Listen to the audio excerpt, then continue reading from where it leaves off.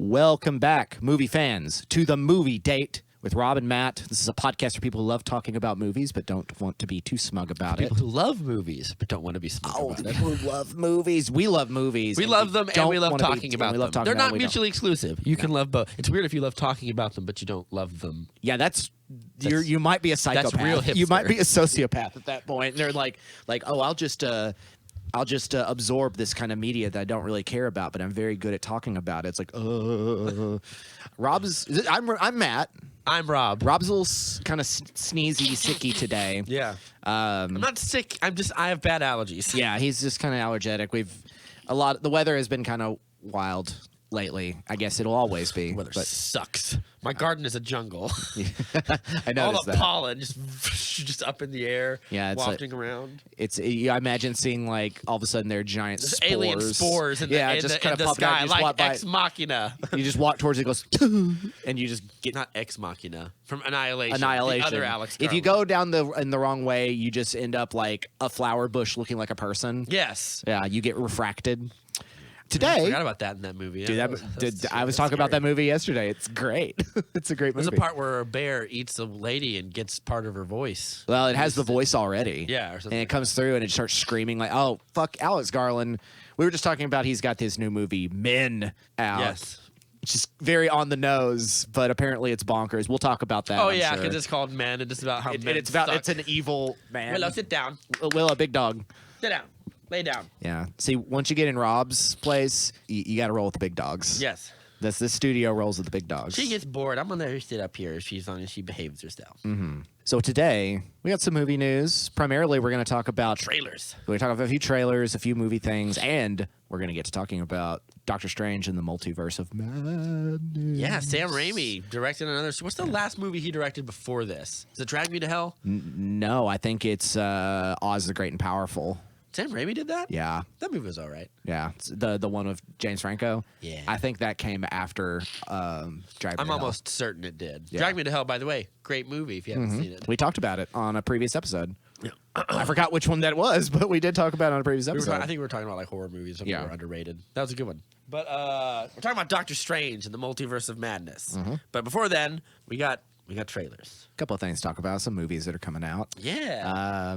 George Miller has a new movie. George Miller.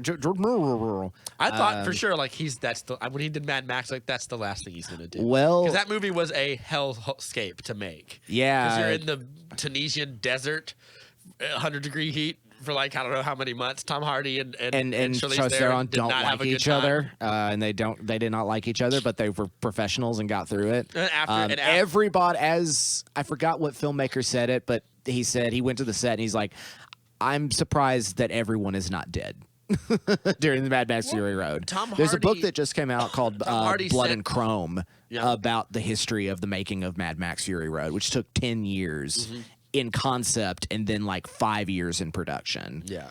And yet it ended up being a masterpiece. Tom Hardy sent Charlize Theron a note after they did the premiere, I think, and he goes, on the set, I just about could have strangled you. And he goes, but we really made something pretty great. And I was like, oh, that's nice. That's good. Yeah, that's right.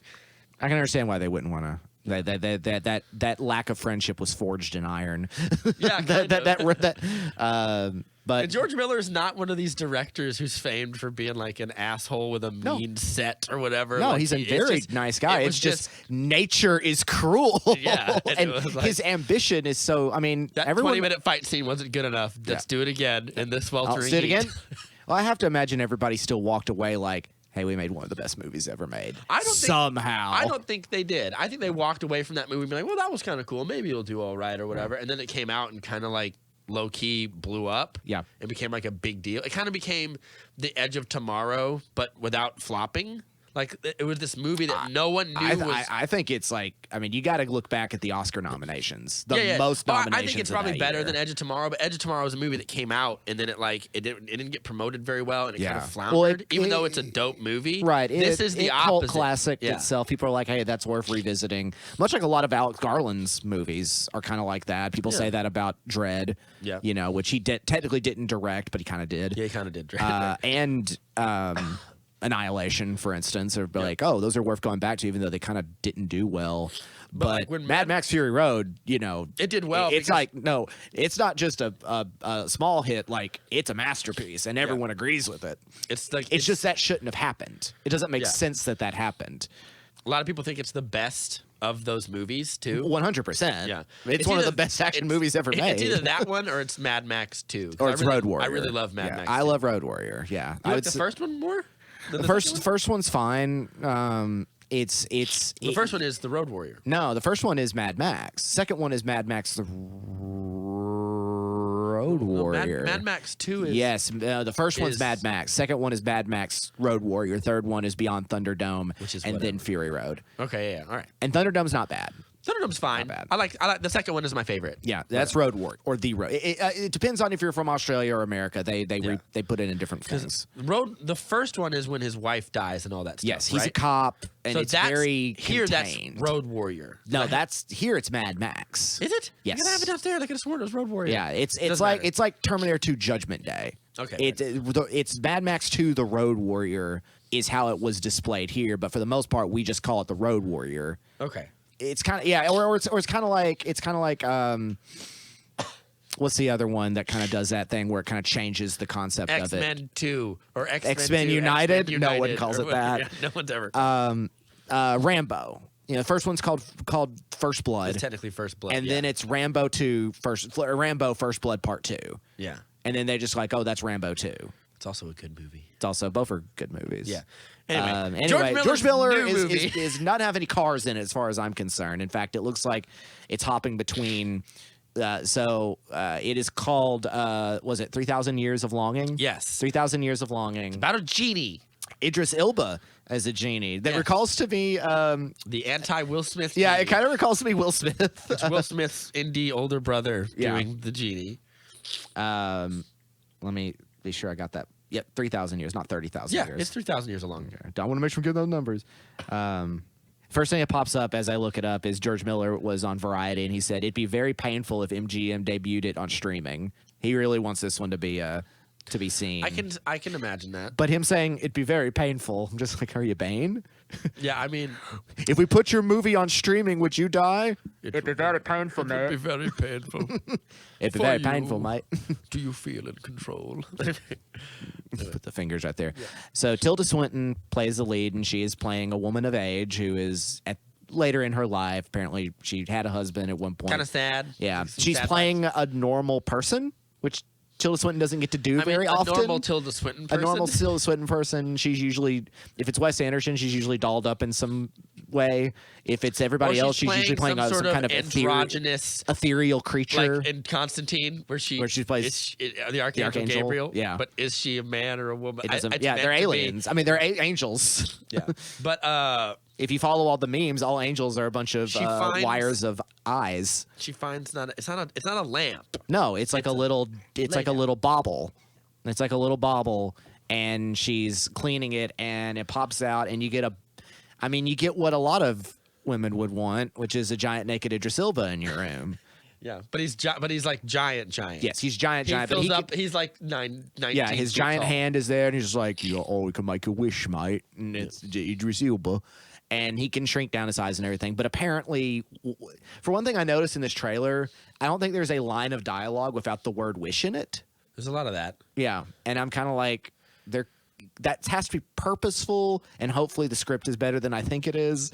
Because it seems ambitious, because it's going back to Ottoman era. Like, I see a lot of what looks like Ottoman Empire imagery, or Turkish. Turkish is the same as Ottoman Empire, but several different times of history. Like, almost like he's like, this isn't the first time I've done this. It's kind of like I talk about when I watched Aladdin. I talked about I love the idea that the genie is sort of cursed, or is imprisoned. Like you said, you like that they added that into. But you don't notice that because they made Guy Ritchie cut that out or whatever. Right. But in that's not something new, because in the original Aladdin, he's like, oh, I'm a prisoner. You have to set me free. Which I'm curious if they're going to do that here, because usually that tends to be how the mythos goes. But also that he's served I don't know how many more than one masters. I'd love the idea that like he's like they do one in the Ottoman Empire, they do one in like I don't know the Crusades or something, and you just kind of go back until like I don't know. Well, there's also there's some Greek Greco stuff going on as well, some Greco-Roman kind of stuff. It's all very high production. There's a big room of naked fat people. Yes, I remember, and I was like, that feels like there's ladies in a spa throwing cups and everything, and everyone's having a good time. There's some castles that look very much like a French romantic. There's also a weird like spider creature. Yeah, I saw that. And I was like, okay, we got some magic going on in here, some evil magic. Or weird dreams. Yeah. Either way. I hope it's magic. Yeah. Either way, yeah, we'll have to. This movie's coming out pretty soon. We'll see what it is because George Miller, of course, as we were talking about Fury Road, I mean, he still has, and I don't know if he's going to direct it, the Furiosa prequel with Anya Taylor-Joy. I heard that's like about to start. Yeah, but I don't know if he's doing still happening, but I don't know if he's directing it. Part of me is still just like, I'd rather just another Mad Max. Yeah, I kind of like Tom Hardy. Like I want Mad Max, but like I get it. Like but he's not. This isn't like a shock to me. George Miller's an old dude. Yes, he is. So that's why I said I didn't think he was going to do another movie after Fury Road because it was probably an exhausting experience. Well, this one also looks a lot of CGI in it. I can tell, but not as much as like Fury Road. He's got sets. Well, Fury Road even like the tornadoes maybe and a few other things, but most of that was practical. Yeah, but frighteningly practical. It's also very visual effects heavy, like big giant explosions and stuff, and special effects, but not computer graphics. Like probably to like add some touches there and there, because other than that, it would definitely murder everyone. Yeah, that's why it was such a grueling movie for him to make. Is like that movie probably would have just been. I don't know. You probably could have cut like several weeks off your production time if you just said, let's just do that all CGI. Well, you have to imagine what hit the cutting room floor. Like he must have done like hundreds of hours of takes. So the fact I just got done being in a short film, so I'm kind of like you get to finally get a grasp of like. 3 minutes on a movie that takes 3 hours to film. Yeah, if your director or days if they want to make sure it's perfect. Zack Snyder talked about how long you want to know how long it took him to film that warehouse fight. Oh my God, months.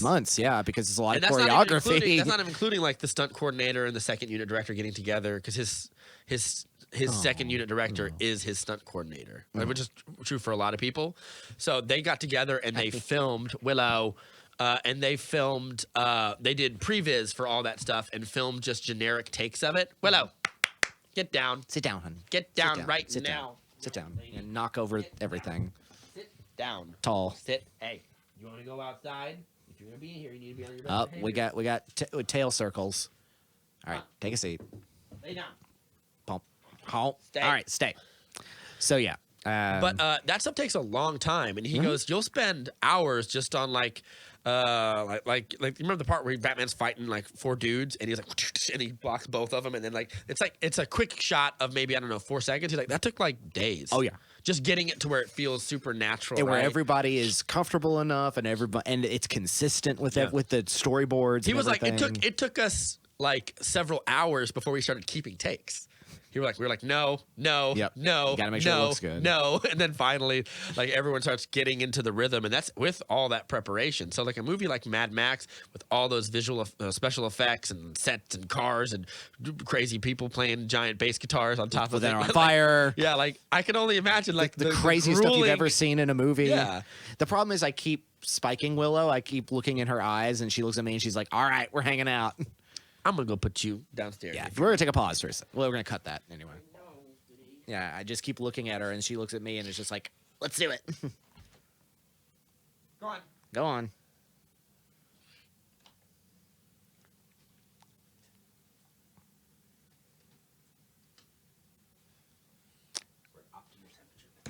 Another thing is just djinn history, like djinns in general, because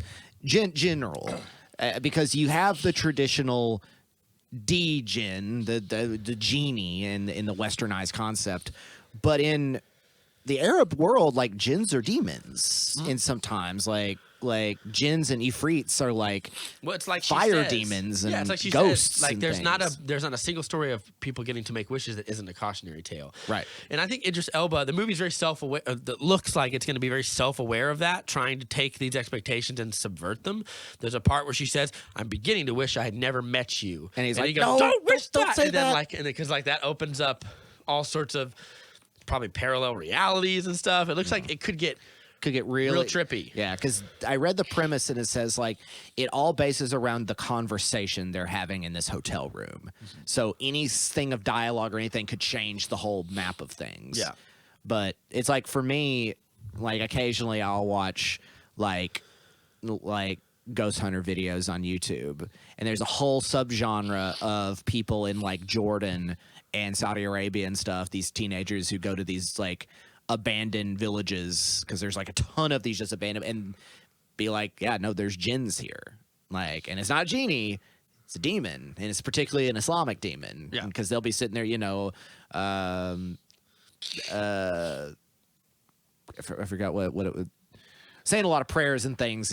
These guys are also some of the most entertaining ghost hunters because they're not scared of anything. Yeah. They'll kick down a door and just be like, and just be like, I don't know, and they're just like kicking down doors and everything. They don't run from ghosts; they run at them. Yeah, it's great.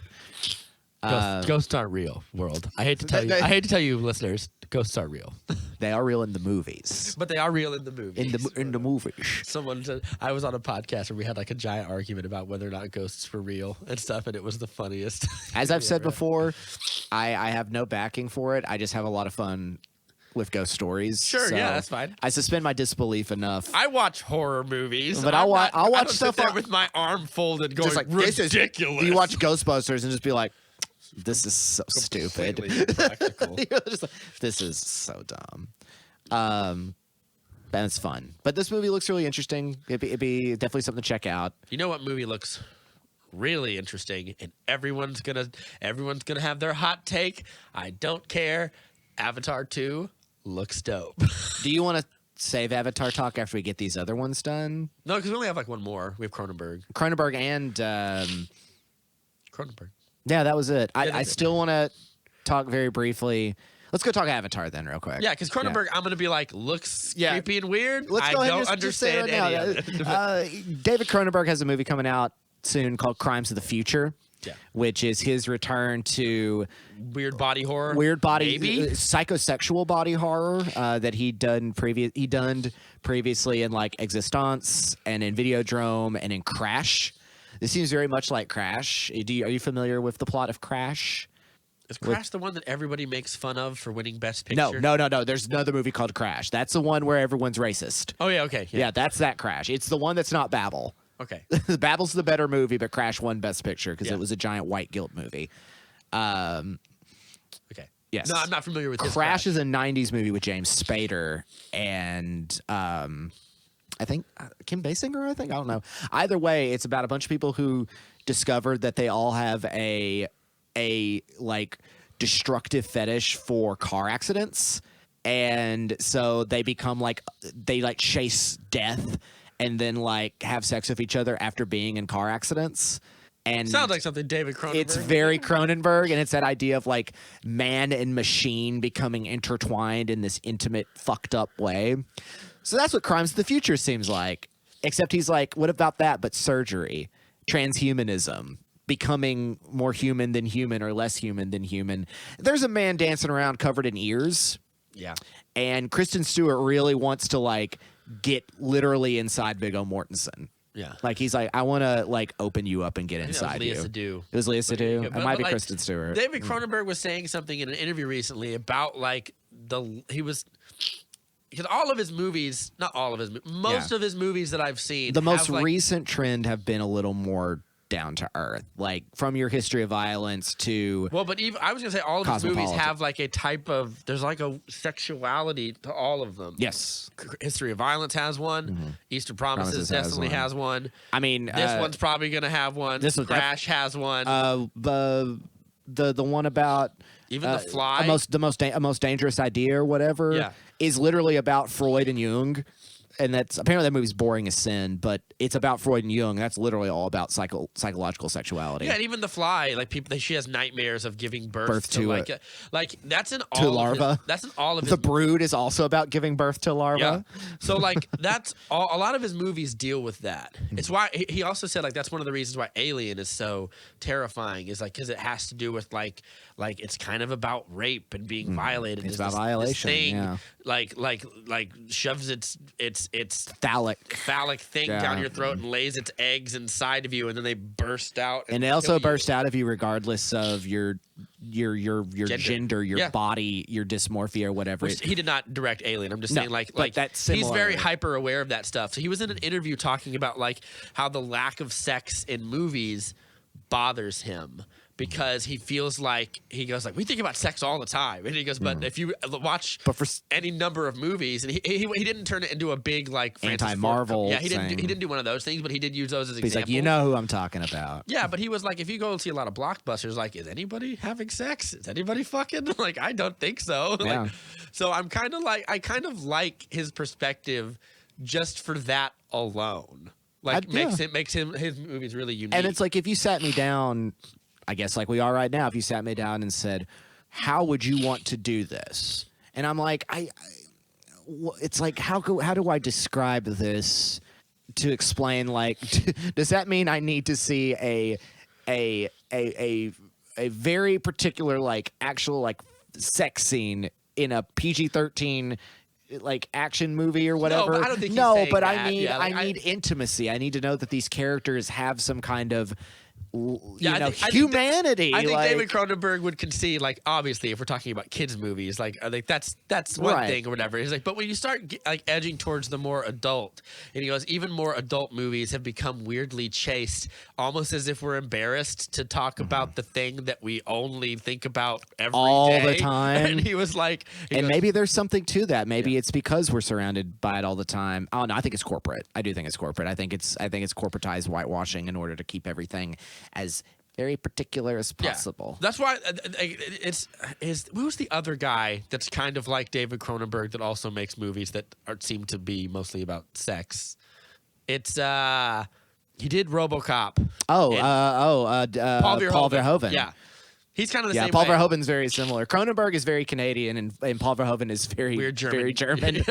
Why can't you send in the Würzburg? I think David Cronenberg is like more thoughtful Paul Verhoeven, whereas Paul Verhoeven strikes me as kind of gratuitous at times, but it's all right. Paul Verhoeven likes what he likes. Yeah. Cronenberg is just out there. He's just like, I want to fuck around with the idea of fucking in general. Yeah.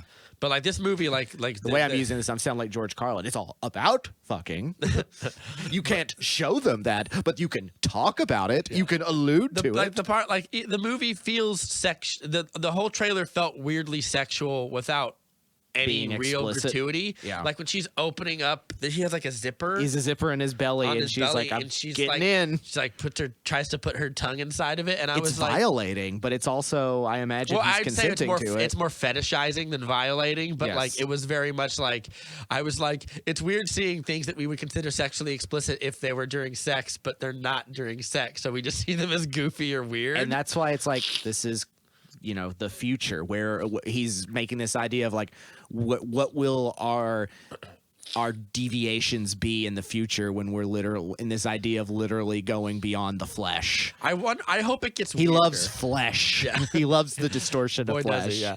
I hope that it gets weirder. Is the only thing. Watching the trailer, I want it to get weirder and more gross. Now, here's what I've heard. I've heard people saw it in screenings and people like fainted.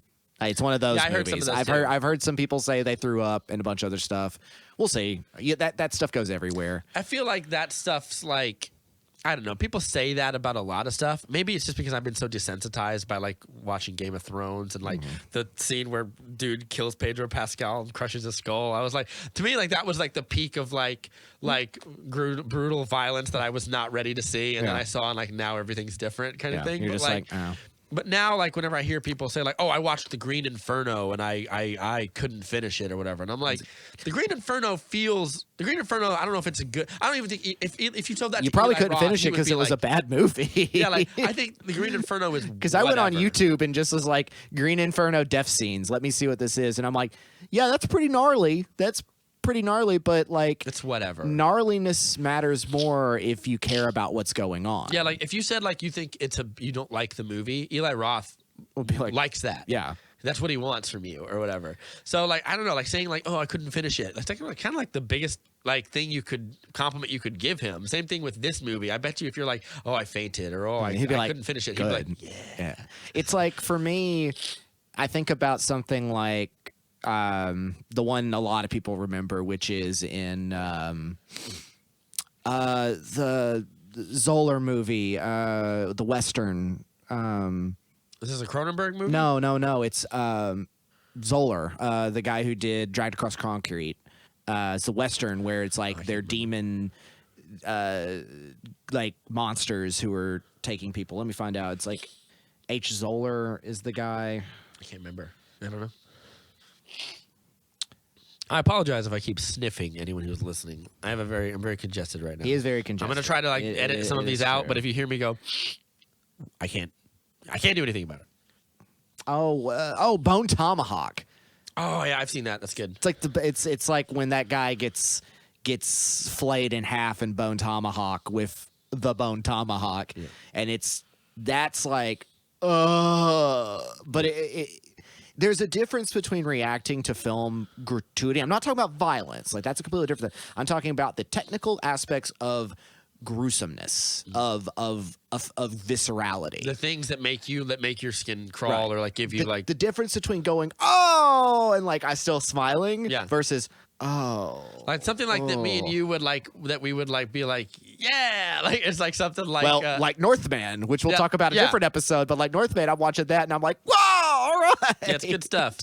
I'll say about the Northman is for like my 1 second review, I was worried that Robert Eggers is like, I am too like hip and interesting and indie to give you an action movie.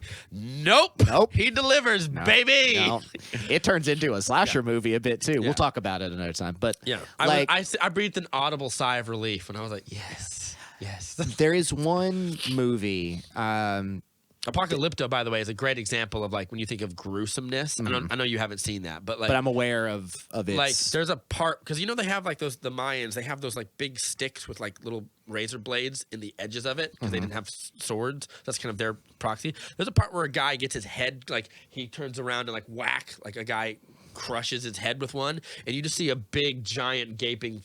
And like the blood gushing out, and I was like, gee, there's a part where a panther like rips a guy's head off. And it is like slow and horrifying.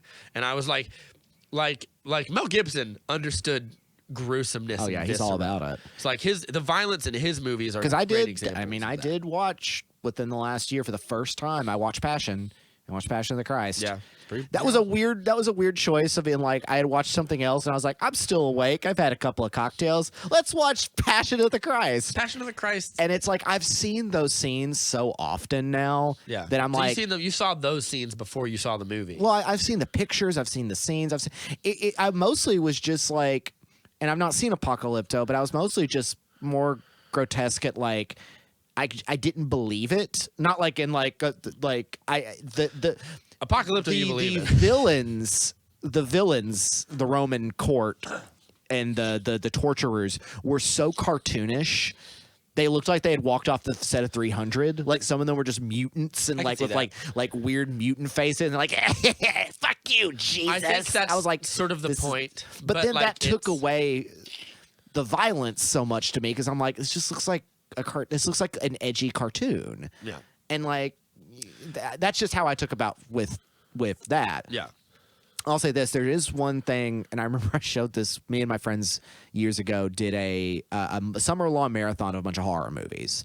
We were trying to get it down because we were going to do the 48-hour film festival, and we like wanted to do a horror movie. Yeah. So we like going down a list and like picking ones, and I picked. And I think it's fitting that we're talking about horror and gruesomeness because we're going to get to a movie that I think is very much influenced by a lot of those things. Yes, it is.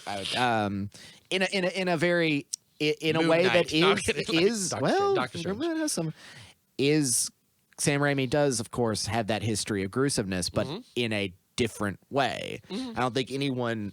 Sam Raimi's movies, I kind of tend to be a little bit more like, yeah, and then well, a little bit more like, yeah. I think he knows that because I don't think he's done a movie. Fun with it. Yeah, he's not trying to like make you think about like make it stay with you. I think he's just trying to make you be like, ugh, have fun with it. Like Drag Me to Hell is, if you've seen that, it's a perfect example of like how to do gruesome. Evil Dead 2, I think is like the primary one.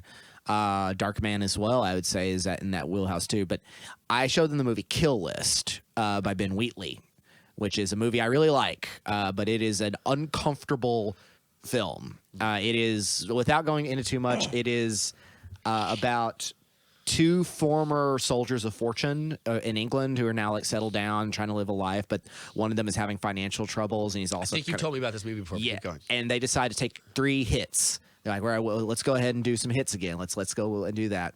And in one of the situations, they go to a filmmaker, like an archiver's house, and it's very clear has a lot of horrible illegal material there. And Neil Mescal, who plays the lead, takes a big ball pin hammer and just starts wailing on this guy's hand. Yeah. And that, at one point, one of my friends turned to me and said, Matt, what the fuck are we watching? And I was immediately just like, yeah, because it is so upsetting. Because you don't see like blood or anything. You just hear the sounds and you see his hand kind of like contort. Yeah, like they must have had a rubber hand there or something, or that was a plastic. It reminds me of Drive, because something similar happens in Drive. Yes, yeah, no, it's that kind of viscera. That kind of thing is like, it makes you sick because it's not, guts pouring out or whatever. Yeah, Green Room, for instance, that's.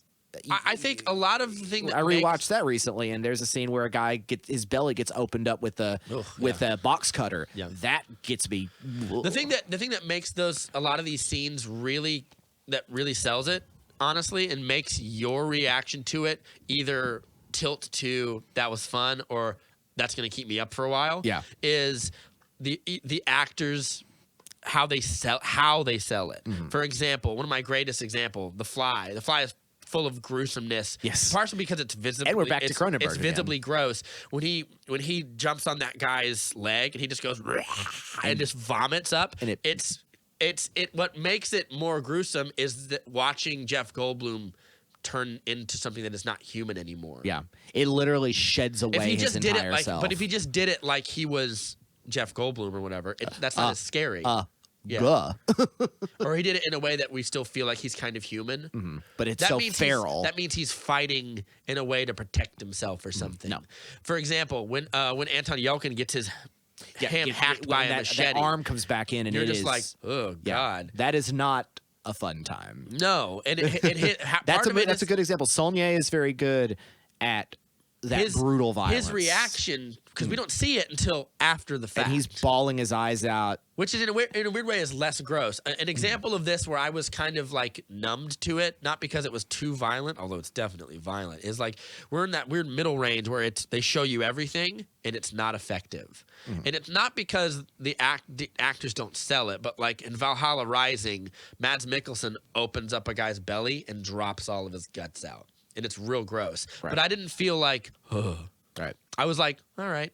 There's another part in the movie where he kills people like bluntly, like with rocks and stuff. And that was to me much more like, ugh. Yeah. Because we all know what it's like to smash our leg on a table. Not all of us now imagine that lived on in your the days of swords. Yeah. Well, the other thing about Yelchin's performance is his freaking out about that is also you can feel the subtlety of him being like, I'll never get to use this arm again. Yeah. My biggest criticism of that is like, it's really great and it really like fucks with your brain to see it, but he would be dead in a few minutes. Yeah. They tape him up with duct tape and it's like, he's fine with it.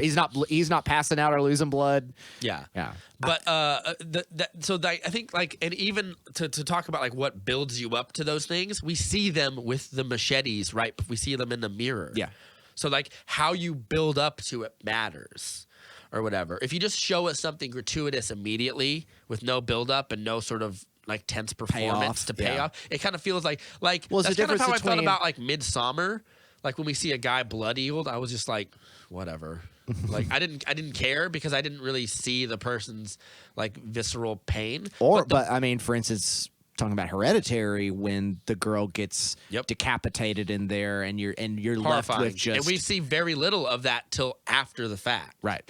And then after that, you're greeted with the worst horror, which is the effect it has on the people. Yeah, that's more terrifying and disgusting and gut dropping than a head. Yeah. But Ari Aster is really good about that. Yeah, but I found Midsommar to be kind of a swing and a miss when it came to how he displays gruesomeness, that kind of viscera. Yeah. Well, I think it's also it's like these people are becoming kind of forcibly returned to nature. There's a really awful, the really most awful one that like I saw it when I was 12 and I should not have seen it, was Pan's Labyrinth. There's a part where the fascist in Pan's Labyrinth I know what scene grabs you're talking about. A bottle, dude's son's face and caves his face in with a wine bottle. And it's so unbelievably cruel that I was horrified. And the thing that sells it is the dad's reaction. Yeah. And it's awful, and I genuinely can't watch it anymore. Like I can't watch that part anymore because it's so. I believe that's a thing that probably happened. Oh yeah, that happened in Franco's Spain, and I believe Guillermo del Toro was like, "Oh, I read stories about the atrocities done, and like, this is just kind of my interpretation of one that could have happened." Well, that's also what Del Toro is really good at is taking the fantastical and throwing in the absolutely horrible human grotesqueness, because he loves gore and horror. He's he's one of the biggest fans of it. Even in Pacific Rim, you could see that. Oh yeah, like when they're cutting off heads of the monsters or whatever. Oh yeah, or in Pan's Labyrinth, the little fairies getting eaten by the Pale Man is like, oh, it's so vicious. Yeah, it's gross. It's also full of like those Zack Snyder stringy bits when someone bites somebody in Dawn of the Dead. There's a big old, I don't know what that is, nerves or something. But like, it's people's guts. But it's gross. Yeah. But like, it also makes it that much more satisfying when Maribel Verdú like puts a knife in his mouth and she goes, "Let me tell you something, you son of a bitch. I've gutted fatter pigs than you." And she slices him Gives him a good old Glasgow smile, and it stays open. Yeah. It's good. He has to like kind of like sew it back. Yeah, and I was bit. like, good for you, fucker. Yeah. But anyway, I think that does have a really satisfying ending. Let's talk about something that I never think, know you were born. Let's talk about something that I think everybody is being lukewarm on just to make me mad. We're moving away from these. We could talk more about those another day, but we gave you a bunch of great movies if you want to really ruin your day. Now, how many of you really want to go back and rewatch James Cameron's Avatar? I did, just because of this trailer. And I can say with complete and utter confidence, it's a solid movie. Yeah, I agree with that. It's not great. It's a solid movie. And I have no huge desire to rewatch it. For one thing, what was your first... And of course, we're saying this because Avatar 2, the trailer for Way of Water, is out. We'll get to it in a second. How did you see Avatar for the first time? Me and my ex-girlfriend, when I was in high school. Yes, because I want to remind everybody, the length of time between this movie and this is 3 years shy of the distance between Return of the Jedi and The Phantom Menace. Yeah. Like, a whole generation of people have been born. Return of the Jedi is 83, and 99 is... Oh, yeah, I thought it was 81. No, that 80 is Empire. 83 is 16, Jedi. Yeah, so 16 years. Yes. So this one is like 12. 12 years. Yeah, because it came out in 2009, and he shot it in 2000. Yeah. God, it's been 12 years. I will say, even though me personally, I'll get to that when I get to the trailer. Actually, I should stop thinking about that. I'm getting a real existential crisis now thinking about it. I'm like, oh Jesus! But I saw it. My ex-girlfriend went to saw it, and did y'all see it in theaters? Yes. Okay, that's what I wanted to know. I did not see it in 3D. A lot of people did see it in 3D, and that's what everyone says is the lasting thing. Is like every movie is now in 3D because of Avatar, which is true. I think the bigger technical achievement of Avatar is how it pushed visual effects forward, and people always kind of said after the movie, like, oh, it's just Fern Gully or it's just Dances with Wolves. Yeah, it's Dances with Blue People. That's not original. And all I could think of was like, well, hold on, like those movies aren't even original. And I'm just like, someone going to a society and then going native is not a particularly new thing in stories. No. Not even in movies. I mean, like, that's also Little Big Man, and that's also like, that's a lot of things. Yeah, and when people say like, say that. All I'm reminded of is that Bo Burnham joke where he walks up to a mic in slow motion. Like each time the lights go down, the lights will go black and then it'll go right again, and he'll have moved one step forward, and it's like stop motion. He grabs the mic, puts it up to his butt, and goes, and then he goes, original does not mean good. and I was like, yes. I've never seen that. That's brilliant. It's like done with cinematic music. Like each time it's like stop motion, and then he just original does not. That's a thesis statement. Yes, and I was like, just because it's original doesn't. There's lots of movies that I think are original that I don't really enjoy that much. Yeah, and there's lots of movies that there's a lot of movies that exist that I love that happened that are now like movies exist in a different way because of those. But I'm again, like I'm not just gonna go back and rewatch Citizen Kane every now and then. Yeah, Terminator is not original, particularly. Like we've been influenced by dozens of science fiction, fiction that deals with robots or androids, and also the idea noir, that we would use one and to it's a kill noir about a killer coming to stop someone and someone trying to do that. I mean, you can imagine that's a blast of silence. That's so you could argue like being original is not what I watched that movie for. What I watched that movie for was like I was taken to another world. Yes, and it was deeply immersive. And are its themes heavy-handed? Yeah. Are its performances kind of cartoony, especially like Stephen Lang, who I love in the movie? Yeah, I mean he's great in it. So I'm kind of like yeah, all those things are true, but you haven't given me the argument for why that's bad. You can argue shouldn't have won Best Picture. I would argue when you looked at the movies that came out that year and the impact that movie had, like it's kind of hard to argue against it being Best Picture. Did it win Best Picture? Yes. Oh no, I don't think it did. It didn't. Who won Best Picture? I think Hurt Locker won that year. Because remember, it was a big upset because it's like Catherine Bigelow was his ex-wife. Oh yeah, that's right. Hold on. Because that year there was like the largest amount of Best Picture nominations. Did Avatar win an Oscar? Academy Award for Best Cinematography, Empire Award. It won 3 Oscars for visual effects and Best Production Design and Cinematography. Okay, fair enough. Because I remember this was a big Oscar. Yeah. I remember this one very well. It got nominated for 9. Yes, including Best Picture, but it didn't win. But I want you to recall this that. Why won't it just take me to the Oscars? I want to see 82nd Academy Awards. Yeah. This had the longest amount of nominees for Best Picture that year. And like 11 or something. Yes. So the Hurt Locker won that year, and Catherine Bigelow walked away Best Director for Hurt Locker. Yeah. I haven't seen the Hurt Locker to this day. I probably should. You should. I need to rewatch it. The Blind Side, District 9, An Education, Inglourious Bastards, Precious, A Serious Man, Up, and Up in the Air were all nominated. Damn, that's a pretty stacked field. It is a very 2000s. It's a very early 2000s. Honestly, 2000s. like thinking back to that, Inglourious Bastards, I mean, should have got Best Director, I think. But District 9, when I think about how like revolutionary that movie is, probably should have won. But it's a shame that Neil Blomkamp's really fallen off entirely. He's a bit of a one-hit wonder.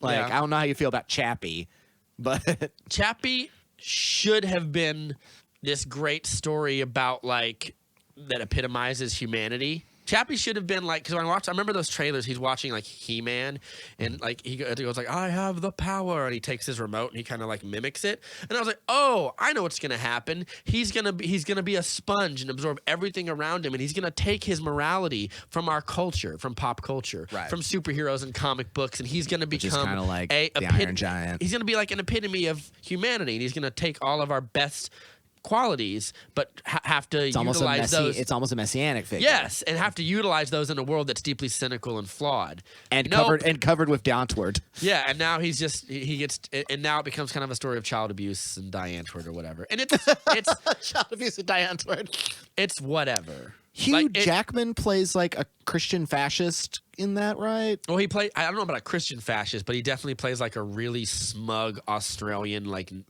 hyper-religious militarist. I think they made a point of being like... There's a part in the movie where Hugh Jackman's such a good actor. There's a part in the movie because it's weird. It's a movie that I kind of like in spite of all the things I hate about it. Because like there's a part where he's like, I see you working on that like your little robot there. And he goes, he's upset at him because Sigourney Weaver gave him more funding and took it away from his giant missile thing that he wants to use called it's called like something smug, like the Zeus protocol or something. Yeah. Yeah. And he like slams Dev Patel's head into the thing, like in the middle of the office. There's a lot of people in this movie I forgot about. He slams his head into his desk in front of everybody in the office and pulls a gun on him and starts like you're not trying to fuck with me, are you, or whatever. And then it's like real serious, and he's like genuinely like assaulting this kid. And then he goes, I'm just kidding. And then he takes his hand off. He goes, it's not even a real gun. And everyone around him is like, what the fuck was that? And he just leaves. Everyone get back to work, and he leaves. And I was like, it's full of like all sorts of great performances. Sharlto Copley's really good in it. Yes, that started what we thought was going to be the Sharlto Copley, like he's the new guy, and he fell off. I think he's stayed pretty. He's all right. really good in District 9, and it's just like, where'd you go, buddy? Yeah, I think it's the lack of like. He was in that A-Team movie. I remember that. And that sucked. Yeah. He was in Maleficent as the bad king. That's right. Yeah. He is. They tried to really make him a thing, and it just didn't. It should. I feel like it should have, though. I feel like District 9 is a good enough example of what he can do. Just give him good material. Get him a good director. Yeah. Apparently, the last thing Neil Blomkamp put out was the film Demonic. Yeah. It's about demons, but also technology. What? Yeah. Apparently, it was quite bad. It looks. It's a low budget. It looks really bad. He did some really cool like world building like short films on YouTube that he put out with Sigourney Weaver. Yeah, they were like the ideas were awesome about these people. These people who come into contact with these alien life forms and are forever changed, and they use their new abilities to fight against them. But they're like, I don't know. I thought it was interesting, but like District 9 is such a great movie that I was like. We're also skipping out on Elysium, which I think is a decent movie. Elysium is somewhere in between both of those. Yeah. Like it's got the visual grandeur, but like some of the problems that we'll see. But Sharlto Copley plays a great lunatic in it. Like he plays the bad guy. He plays the bad robot guy, and I'm like, I love that. That felt very anime for me, and I was like, that's pretty cool. Anyway, Avatar. We're moving back into Avatar land. So, Way of Water. When I saw this trailer, all I could think of is like, I feel like this is as big a jump for me. Like, one thing that really irks me about like CGI when people like talk about it is, it looks like a good PS insert whatever. Yes, it looks like a good cutscene. Or that's how you decry like old graphics, is like that looks like a PlayStation 2 game. Yeah, and like someone said Avatar looks like a great looks like a good PS5 cutscene now. One, I was like, no, it doesn't. No, it and then I was like, two, and I was like, one day we're going to be saying this about Avatar 2. That's good, but it looks like a PS9 cutscene. Well, for instance, and eventually our PlayStation cutscenes are going to get so good, we're just looking at reality on our PlayStations, and we're going to be like, this reality is not as good as like the reality of the PS10 cutscenes or whatever. Like, and we need that reality, because if we look outside, it looks exactly like Fallout. Yeah. Have you seen the Unreal Engine display of the Japanese subway thing? Well, no, I saw like the thing that I saw that was like jaw dropping was someone, I can't remember what game it was. Someone was going through like a big temple using Unreal Engine 5 or whatever. And it was like it was to display all the crazy things you can do with this thing and how many new polygons we've added into it. The level lighting of detail. effects. Yeah, and that's the thing that I saw. Like, there's a shot of Neytiri in this Avatar 2 trailer where she's going under some leaves and you see the pieces of the sun blotting parts of her face, and I was like, that looks so, because I was watching don't make fun of me, I was bored last night, and I was watching like a Star Wars, and then the Play Next came on and Prince of Persia started playing, and all I could think of watching it, there's a part where there's like a CGI snake in it where it goes into a guy's arm. This is the Jake Gyllenhaal one. Yeah, and I was like, that snake looks garbage, and I was like, and I can't figure out why, and then I paused it to really ask myself, why does it look so bad? And I realized its lighting and its shading and its shadows don't match the scene that it's in. And I was like, it looks like it's not there. Light touching actual things is what decides what gives away Uncanny Valley. Everything I saw in this trailer was like it looks flawless. Well, that's the thing. Like, there's this video I saw that is it looks like somebody is filming at a train stop in Japan, broad daylight, and then all of a sudden, like, it just turns black. It turns dark at night, and he turns the flashlight on and all that. And the one thing I noticed was, I was like, the daytime sequence, and I'll show you this later. Yeah. I want to see it. I was like, oh no, this is real. This is absolutely. It's only when it goes in the nighttime and you see like that. I'm like, I can kind of see the gloss, but it's very specific, and I'm like, oh, we're here now. We're here now. For one thing, the first thing I was saying is, oh, we get to make Silent Hills now, just by ourselves because it looks just like that. It's gonna get to that point, but this technology is gonna get so accessible. That people Unreal display, their own short I films. was like, oh my god, that's I can't tell the difference. Yeah. This, and not for nothing, like I don't want to just talk about the technical stuff. I want to talk about the trailer itself. Here's my thought about Way of Water is I just can't care until I see more. Yeah. Like it has been so long. The culture has moved on so far from Avatar. And there is a. But have we though? Because I would argue Avatar never really punctured the culture to begin with. Well, I think it's very much like they tried to make like James Cameron is particularly known to be a very kind of big on himself, narcissistic kind of filmmaker. Yes. And I think he was like, this is my godly lore heavy masterpiece, and everyone was like, and they just threw it in our faces all through that year, like, no, this is it, Avatar. And how I watched Avatar probably explains why I feel about it. I watched it on a standard def television mid-afternoon at my friend's house, which is literally the worst way of watching it. An iPhone is better. Like maybe, probably. And we were also distracted doing other things, and that was probably the worst way to watch it, and that was my effect on it.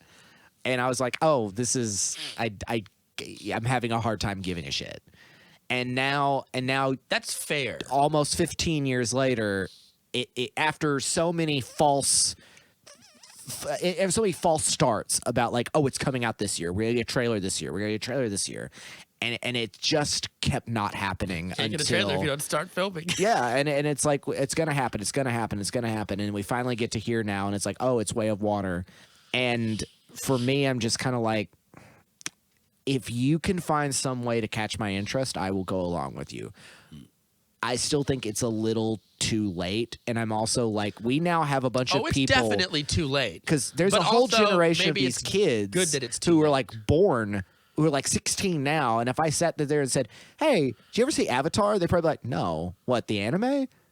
And I was like, great. Oh, yeah, the Airbenders, they were awesome. And it's like, yeah, you know that, but James Cameron's Avatar with the blue... Which came out a few years after that thing that you also saw. Right, and it's like, they'd probably be like, no, I've never seen it. That's also because they're not sitting around watching TBS and USA and all that, because that doesn't really exist in their culture anymore. Yeah, that's true. So they're not just watching random movies on there as much as they're watching what the algorithm feeds them. But that's my take. I think your take is, look, I think it's a valid take. I'm not angry. I'm not anti-Avatar. I have no reason to have this sort of thing. I like James Cameron. I've got no beef against him. I'm thinking this could be a dead fish. I think the people that think it's going to flop are severely underestimating the need to be in on the conversation. This movie's going to come out and it's going to do well. I don't know if it's going to do if it's going to do $2.5 billion well, which is what the first one did. But like the fact that this movie's like, you never bet against that guy. Name a movie he's done that flopped. Terminator 2, Aliens, did he do True Lies? He did True Lies. Yeah, I think True Lies didn't do well at the time, but it is now. But let's pull up the Cameronery. Yeah, the Cameronian. I'd be super interested to see what was his first movie. Well, his first movie I think was Piranha 2. Oh yeah, that's right. That's hilarious. Yes, it is. It is very funny. Avatar, James Cameron. I don't know why I'm giving him that. He's an American as all get out. He's Canadian. He was born in Ontario. Titanic, Aliens. I'm trying not to look at the ones that he produced. Like he produced Alita Battle Angel or whatever, which I liked, but that wasn't. I mean, if you look at aside from Piranha 2, if you look at his list, I mean, it's bangers. I mean, The Abyss. No, I think The Abyss is good. I actually think The Abyss is quite good. Rambo First Blood Part 2. Did he direct that? No, he produced it probably. He didn't direct it. Yeah, director George Pierce. Yeah. So let's see here, Aliens. I'm trying to think here. He did a film called Xenogenesis. 1970. Oh, was he? He was involved in Galaxy of Terror. I forgot about that. Yeah, he's the effects person on that and Escape from New York. Okay. Terminator, Aliens, The Abyss, T2, True Lies, Titanic. I'm saying like recent James Cameron, and when I say documentaries about going underwater. when I say recent, I mean like from Terminator 2 to now. Yes, that glossy 90s. The guy has like a proven track record, and I wouldn't bet against him. No. I wouldn't bet against this movie coming out making $1 billion. But I wonder how many critics are going to, or not critics so much, but as audience are going to remember feeling, I guess, burned by Avatar. I would argue like why feel burned by it? Why can't like plenty of other sci-fi things come out that are fine and we don't like. I mean, Terminator, for instance, has had diminishing returns since he's got his hand on Terminator Dark Fate. What was the last one? Dark Fate came out. Thought it was all right. Yeah, I thought it was all right. The best of the sequels. Yep. Until since 2 or whatever. And I was like, it's not gonna get another one.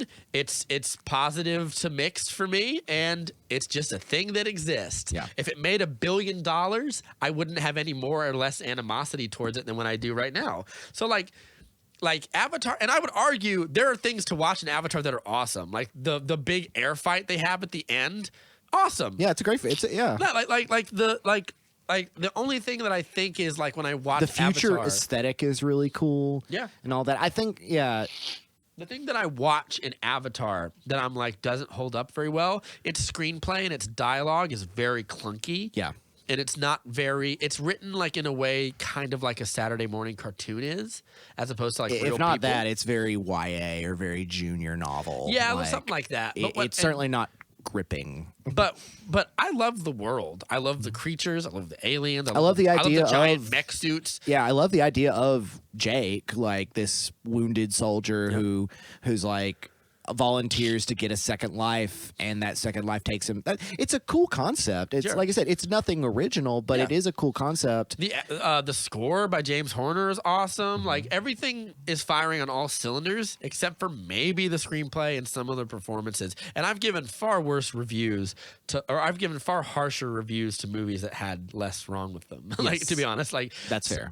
So like I'm very neutral towards it. Yeah, like with me, I'm just like I don't get and the internet like is full of people with hot takes, and it's kind of ruined our ability to talk about movies at all. Avatar, I think, ended up leaving its world with a lot of muck on it. Yeah, I think a lot of people were retaliatory against it because it was so pushed on us to be like, no, this is our masterpiece, and we walked away from it saying it was fine. Yeah, and then that turned into, why are y'all trying to make?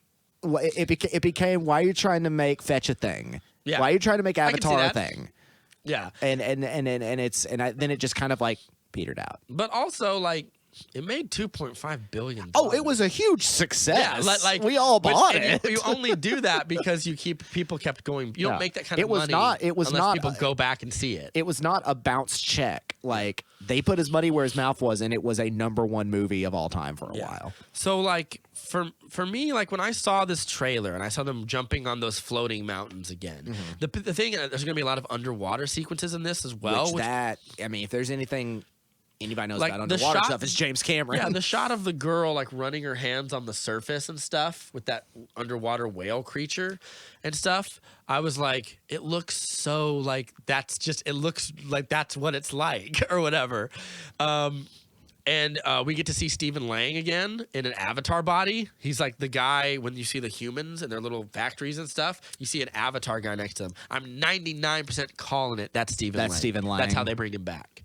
Interesting. Because why wouldn't he come back with like? Because they're stronger than him. That's how they beat him last time. Right. So why wouldn't he up the ante? We're going back, and this time I'm going in. Yeah, because we see him like with fatigues on and a rifle, and I was like, well, we know it's not one of the Na'vi. Right. Because there does seem to be this like.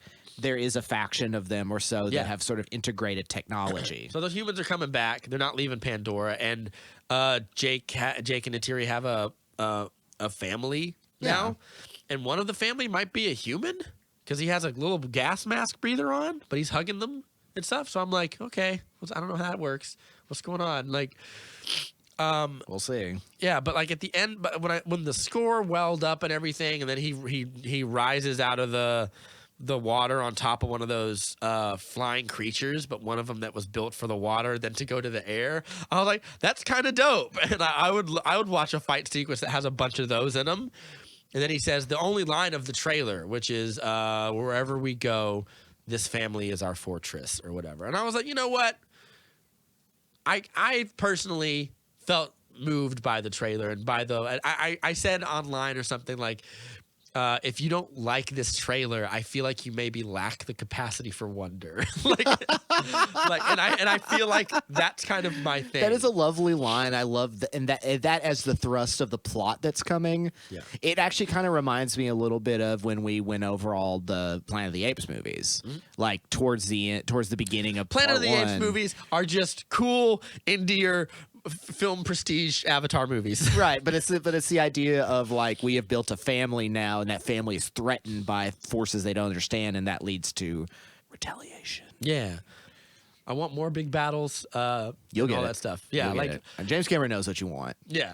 So let's get to talking about last thing I want to bring up, and I swear, the last thing I want to bring up is good luck. Dale's Rescue Range. We'll talk about that sometime. Apparently, that movie is like a living shit post. Yesterday, could do a lot worse. The trailer for Mission Impossible: Dead Reckoning Part 1 came out. Was leaked. It was leaked. So I imagine Paramount has been scrambling like lunatics to erase its good presence luck. from the internet. It's saved on a bunch of people's hard drives, so good luck finding it. You're going to have to talk to someone in a back alley now, because Tom Cruise probably personally had several people executed on set for that. He walked up to him like Dave Bautista, dude, just cutting heads off. This is my franchise. I got to watch it. I saw it. I'm sorry, Tom.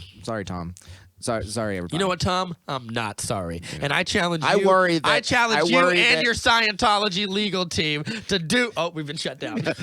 Yeah, I was driving here and I was like, "Am I going to mention that, or is that actually going to be something like Tom Cruise ends up passing some legal order at the Supreme Court and I'm hauled in jail?" I did watch it on Twitter and it was streaming, so I watched it. I ran into it. My algorithm fed it to me. I did not seek it out. It's bullshit. I did. I typed in leaked trailer Mission Impossible. Yes, 7. Baby. And, he typed in yes baby in a parentheses. It looks really dope. Yeah. It looks really cool. So this takes place after the last one, I assume. Yes, this takes place after Fallout. Fallout. Do we have any of those Is Solomon Lane still around? No Solomon Lane. The new bad guy allegedly is the actor. There's no information on who the characters are. Is the actor Esai Morales, but also Shea Wingham's in it. I think he's probably some CIA guy. Shea Wingham always plays a cop. Yes. Or from that one time in True Detective, he plays a Louisiana preacher. Yes. But mostly cops. And he's really good at that. He's in Joker as a cop, and in Death Note as a cop, and in this movie is probably a CIA guy. A CIA guy. And in that one serial killer movie where he plays a cop, and like he's a cop. Shea Wingham is actually a cop. He's just moonlighting as an actor. You can't talk to Shea Wingham. He's a cop. I mean, he most famously plays, in my opinion, one of his most like iconic roles is he's Steve Buscemi's brother in Boardwalk Empire, who's a cop. Also, he plays, oh God, what's his name? Michael Shannon's coworker. And yeah, he's not a cop in that. No, he's a blue collar man. He has to get a little bit of. He has to expand his roles a little bit. But that was to pay for his next cop. Next cop performance. One of the Shea Wingham performances, the first time I ever ran into him as an actor was in the movie Wrist Cutters: A Love Story. Yeah, where he plays the punk rock musician. He plays the punk rock musician based on Eugene Hutz from Go Go Bordello. My favorite joke in that is, "What are you gonna do? Kill yourself?" You can't because you're already dead. He kills himself like at a bar, and he just like he pours the beer on the mic, and just kills himself. It's so good. That's a good movie. Yeah. I used to really love that movie. It's a sweet movie. Tom Cruise returns as speaking of the ever suicidal Ethan Hunt. Yeah, I have to imagine. Is he disavowed again? Yeah. Or is the government after him again? So it opens with do something different. Mission Impossible. Well, it actually he saved the world 5 back. times. How about you just give him a little bit of elbow room for once? So here's what Henry Kittredge from the first one. Yeah, he's back. I love his performance. Oh, from the Brian De Palma one. Yes. Oh, cool. Yeah, that guy's alive? Yeah, he's alive. He Thought he didn't killed die. him. He just wasn't in the rest of them. I love Henry Cerny's performance in that. That first Mission Impossible movie is very Brian De Palma. Enough is enough. You have lied, cheated, murdered, stabbed, and sucked your way through. You want to shake hands with the devil? That's fine. I'm just here to make sure you do it. You do it in hell. So good. It's very Brian De Palma. It's lots of close-ups of of sweaty faces, upside down, yeah. and it's just like that's right. It's lots of sweaty close-ups of people just tensely looking at stuff. They do a little of that in this because what you see is Henry Cerny's on one side of a mirror. Or imagine how baller it would be if Brian De Palma came back and directed one of these. Oh my gosh, he probably wouldn't be great. Yeah, you're probably right. And we've gone so far down the McQuarrie path that it's like this is a very James McQuarrie looking movie. Chris McQuarrie. Yeah. I was mixing him up with James Mangold. So you see Kittredge on one end of this it's like a prison glass. He's talking to Hunt. And it's doing the same thing with the camera, and he's essentially saying you've saved the world so many times, you've done all these things, you and your team, and you don't realize that none of it matters. It's one of those there's something else out there that's even. And I'm shaking my head not because I don't think this movie is going to be good. I genuinely like most of this franchise. I hold up that it is the only perfectly good franchise. There's not a bad Mission movie Impossible in it. 2? Is fine enough. I don't like it that much, but it's still a John Woo movie. Fair enough. And I actually don't like Mission Impossible 3 more than 2. I actually think what? Yeah, I know. Well, Matt, no, I know. You can't say that. I know because then it's got it's got Philip Seymour Hoffman. It's a Philip Seymour Hoffman doing a performance nobody asked him to do, but it's so good. And he's like, what do you need me to bring to this? Oh, you're just a villain. I'm gonna bring absolutely terrifying. We don't need you to do anything. I'm gonna be serious as a car crash. Yeah, I'm gonna be serious as a car crash. So you like 2 more than 3? I think it's equal. I will begrudgingly allow you that hot take. Yeah, it's equal. I thought the story in that's a mess. It's very J.J. Abrams-y. And it's his first movie, right? Yeah. It's his first feature? First movie he ever did.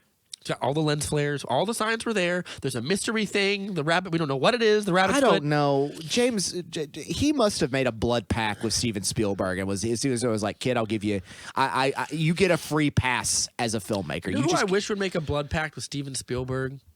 Steven Spielberg again. Hashtag make Spielberg fun again. I heard West Side Story is great. I heard it's one of his best movies. Is it? Well, I've not seen it. No, it's probably fine. But I also really like West Side Story. But I've heard it. Anyway, do something that fills me with wonder again. Sad old man. Do another. I mean, that next Indiana Jones is happening. Oh yeah, that's right. He is on anything set. But that. Another thing of wonder. Who? Mads Mikkelsen's going to be in that. Yeah, fine, I guess. It's probably you gonna know be what, good, Steven, do another Tintin.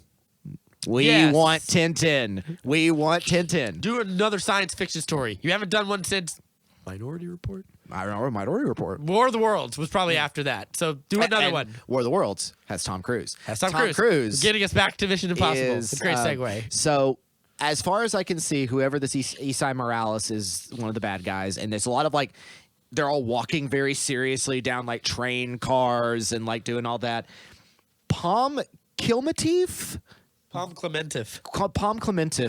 appears to be the secondary villain, if not maybe the primary villain. That's a lady, right? Yes. She sounds very familiar. She is Mantis in... Yeah, so she's in it. Tom Cruise, Ving Rhames, Simon Pegg, they're all returning. Rebecca Ferguson's coming back. And Vanessa Kirby's coming back as the head of the CIA. No, she's the other. She's the villain. The gun runner. The gun runner from the last movie. Yes. Oh, the blonde haired chick. Yes. She's that. Probably could have left her out. Haley Atwell is going to be in this. Oh, nice. Got a lot of ladies in this one, and then Palm Clementine. Yes. And also Mark Gatiss and Cary Elwes. I'm thinking Cary Elwes is going to be the CIA guy because it's if there's a doesn't read CIA. Yeah, I'm like oh yeah, okay, Cary Elwes is going to be in this one. Okay. There actually seems to be a lot of very parallel sequences from the other movies. There's a lot of train stuff, like the first movie. At the end of the first movie, there's a lot of people on top of trains. I think Turkey is going to be a big location. There's a lot of I think Istanbul and places like that are going to be a big location. They're still walking around. It's still a team. There's one sequence I thought was interesting, other than a lot of it. because I love this film franchise. I do too. I'm thirsting for, after the last movie, I am thirsting for something a little different. Yeah. And if he's disavowed again for some stupid reason, I'm gonna watch the movie and enjoy it, but I'm gonna be like, this is dumb and you should do something more original now. At that point, why not just drone them? Drone Ethan Hunt. Ethan Hunt's there. Just assassinate him, turn everyone in the city against him, and have them kill him. If he's that big a problem. Yes. Some other global conspiracy, none of it mattered. All the things. Now Solomon Lane did not die. I mean, he didn't die at the end of Fallout. No, he's still alive. Sadly, Henry Cavill did because his character was awesome. A lot of people like, boo, bring him back. Yeah, he's a cool character. Inject his corpse with a nano thing and bring him back to life. There's no stopping it. There is one sequence where Ethan Hunt's in a bathroom. Because Ethan Hunt needs to get his shit rocked. Yes. Like he needs consequences. I don't need consequences, but he needs a bad guy that he can't just like discipline and will his way through. Right. He needs a bane. Because what would have been Solomon Lane, except they kind of let that peter off. Yeah, like he needs a bane. He needs a guy to like, you merely adopted. Well, he needs born in it. Like I've wanted, which is he has to have had some time, been training former IMF agents. Yeah, like they send someone after him. They've kind of like quasi tried doing this. Like in Mission Impossible 2, Sean Ambrose is an IMF agent gone rogue. It's essentially he's like 008. You know, and it's whatever. like if Ethan Hunt's 007, he's 008. But like I refuse to believe that the only competent agent in this agency is Tom Cruise. Yeah. And he's the most competent agent. He's also a complete wild card and lunatic. It's one of the he's a ghost. One of the things I love about the Bourne movies is the different assassins. Yes, I love that stuff. With the different and they're all played by different actors that are interesting to see. And they're all before they were famous, kind of thing. Like Clive Owen's in the first one. Clive Owen is still Oscar Isaac. Yeah, Oscar Isaac. He's the Moroccan dude. And one of the other ones, I can't remember. Carl Urban plays the Russian guy. Like, cool. They're really cool, and like I love they bring it like in the Bourne movies they bring it back where like before he kills Clive Owen he just shakes his head and he goes, God, look at what they make us do, and it's just like it's a weird sad moment. That barn fight rules. Yeah. So like there are other agents. Yeah. Get one of the other agents. Cast Aaron Taylor Johnson as an IMF agent, and then go after Tom Cruise. By the way, that new movie Bullet Train with him and Brad Pitt looks real dope. I don't know what it's about, but looks cool. Yes, it does. It does look cool. It looks absurdly cool. Yeah. It looks like an anime. It's Chad Stahelski again from Deadpool 2 and John Wick. It looks really aggro, wild. I love Brad Pitt. I love befuddled Brad Pitt because he's always so cool in all of his movies. He's like, I don't even know what's going on here. Like, I love when Brad Pitt gets to play against this type. Yeah. Last thing I'll say about this, other than it is a part one, obviously, the movie's supposed to come out next year. That gives me some hope then. Yeah, it is a part one. It is called Dead Reckoning. So we'll see. There is one sequence that I thought was really interesting, and it's probably some kind of effect fucking with Ethan Hunt. He's in a bathroom and he looks up in the mirror and he sees himself as an older man. And it's not like he's in a makeup thing. It's still him with his black hair, but he's looking in the mirror and he sees himself as an old man. And that's probably like some kind of effect that's like fucking with it. It's probably some spy shit. But it made me think this is going to be these movies where Tom Cruise is looking at his age. And if there's anything, Ethan Hunt is a avatar of Tom Cruise. That character is now linked with him permanently. There could be no one else that plays him because it is literally him. It's been too many, maybe like 2 movies ago. They have been carved into the same person, so he is projecting Tom Cruise-ness onto Ethan Hunt. Because I think Tom Cruise and Ethan Hunt are the same person, and he's just trying to get these movies to kill him. Ethan Hunt kind of has no personality. Yes, but I like reading this thing into him. We've talked about it before. Is that Ethan Hunt is losing his sanity, and he has to get more thrill. He has to get more edge. He has to get more adrenaline, and that's why he keeps doing these things. Is because no, it's not that he doesn't have any personality. It's just he's lost so much of normalcy to the world, or it's been threatened so many times. Because if Rebecca Ferguson's back, that means he's back with his wife. I don't know if that's true. I wouldn't assume that necessarily because she's dating Wes Bentley. Oh, that's right. At the end of Fallout. Wait, was that Rebecca Ferguson? Well, Rebecca Ferguson is not his wife. Michelle Monaghan is his wife. That's right. And she's with Wes Bentley in the last. He gets with Rebecca Ferguson because it's very clear in this trailer they're still in love and they're still with each other. Yeah, but it's so ambiguous at the end of that movie. It's not ambiguous in this trailer. Mr. Sunday Movies has pointed out that people don't like Tom Cruise being a love interest because he's too weird. They liked it way back when he was young. Yeah, because it's like there's the Scientology and the Katie Holmes stink, and like in The Mummy, he kisses a woman to death. It's like that happens. So people kind of are like, ugh, like I don't know, like in Edge of Tomorrow, they kind of share a romantic moment, but it's very clear that Emily Blunt's way more cool than him. Yeah, I don't know if that sells. I guess we'll see in the movie. But that's all I'll say about it. Hopefully they'll just go ahead and cave and just drop the trailer anyway. They will at some point. That's what they did that when the Suicide Squad Comic-Con trailer leaked, like way back in like 2015. They released the really dark one before it was like reshoot it and put Queen in it and make it like Deadpool or whatever. It was really dark, and they tried so hard to extinguish it for like 3 days, and then it was everywhere on the internet. And they were just like, fine, and then it's released. What happened with that? Oh, it was the Morbius after credits escaped, and they were just like, yeah it's fine, whatever. Fuck it. Anyway, we'll get our Morbius sweep one day. That's all the movie news for now. Let's talk about a movie. Let's talk about a kind of scary movie. Oh, this discourse has been a lot of fun. Is people on Twitter. There is a subset of people who feel deceived, and I did kind of echo that a little bit, being like, I didn't, because I don't want to. We have to get into it in spoilers. So people are still seeing this. So let's talk a little bit. So this is two big things. One, this is the sequel to Doctor Strange. Kind of. It is not a sequel to Doctor Strange, the movie. It kind of barely feels like one, because at the end of Doctor Strange, Baron Mordo was like, you know what, we have too much of this in this world. And he goes, sorcerers. As if I'm going to be the bad guy. Nope. like get rid of There's more sorcerers now. I mean, he does. He is in this movie. Yes. Technically. But everyone's a sorcerer now. Yeah, everyone's or they're all being trained by other species Wong. are sorcerers now. Yeah. So he's done very bad at his job, Baron Mordo. In fact, I think everyone now agrees sorcerers are kind of going to be the base of operation for this phase of everyone's hanging out with Wong. Yeah. Which is great. Shang-Chi's hanging out with him. The Abomination's hanging out with him. Shang-Chi's friends. The Spider-Man's buddy. Yep, he's probably back there working, writing stuff. I don't know. He still is, even after they made him forget who, at the end of No Way Home, right? Well, they made him forget who Peter Parker is. But he's still hanging out with Wong. I mean, allegedly. We don't know. We don't know. But I don't know why the spell would erase his interactions with Doctor Strange and all that stuff. That's fair. So, yeah. Anyway. Everyone's hanging out with Doctor Strange Wong. 2 and the Multiverse of Madness. Is it and the or in the?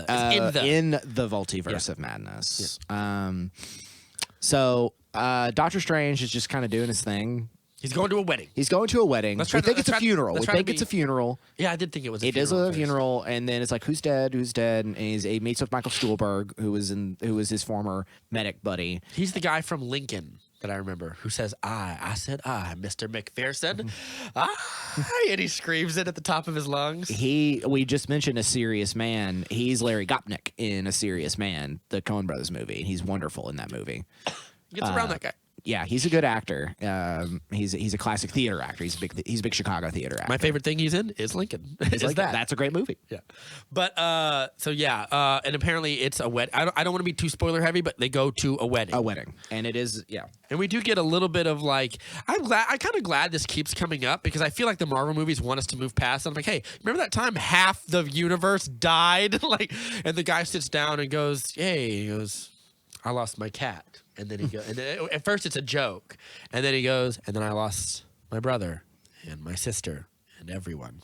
And he goes, was there any other way to beat him without having to do that? And Doctor Strange, that's kind of an unfair question to ask Doctor Strange. Of all the people, because Doctor Strange is like, hey, everybody knows like, I also died too, just so you're aware. That's what we were up against. Everybody knows it was Strange that made the choice. Yeah, and how? How do they know Who this? leaked? Who's the leaker? Who got Roe v. Wade vibes. Somebody came around and started asking whoever was left, and they were just like, Steve Rogers was like, we cannot go around letting people know it was Stephen Strange. It wasn't my fault. It's Peter Parker who Tom Holland leaked it, because he can't trust him with anything. Yeah, it's true, but he gets wiped. So it had to be somebody who it was Rocket. Yeah, probably. It was the wizard did it. The wizard did it. But the Koopa did. And also, it's not fair because he was like, Tony Stark asked him, he's like, well, how many did we win? He was like, how many did you see? He's like, 14,605,000. And he goes, how many did we win? One.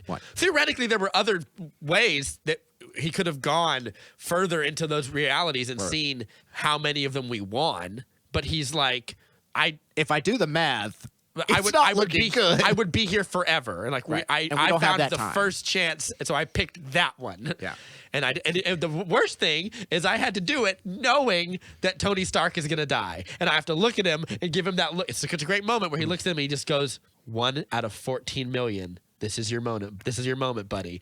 And then Tony Stark has to snap his fingers with the greatest dad joke of all time. I'm inevitable. Hi, inevitable. I'm Iron Man. And he kills him. And then he has to lean back, so his body overcome by this galactic surge of energy that human beings are not meant to have inside their body. It kills him. And then poor Peter Parker has to go, we did it, Mr. Stark, we did it. And then Pepper Potts has to come down and say, it's okay, Tony. Yeah. You can sleep now. You can let go. And Tony and Benedict Cumberbatch had to do all that knowing that was going to happen. Yep. It's not a fair thing to ask him. Anyway. Then again, he's not writing his memoirs. And also, like, I'm assuming all those people came back.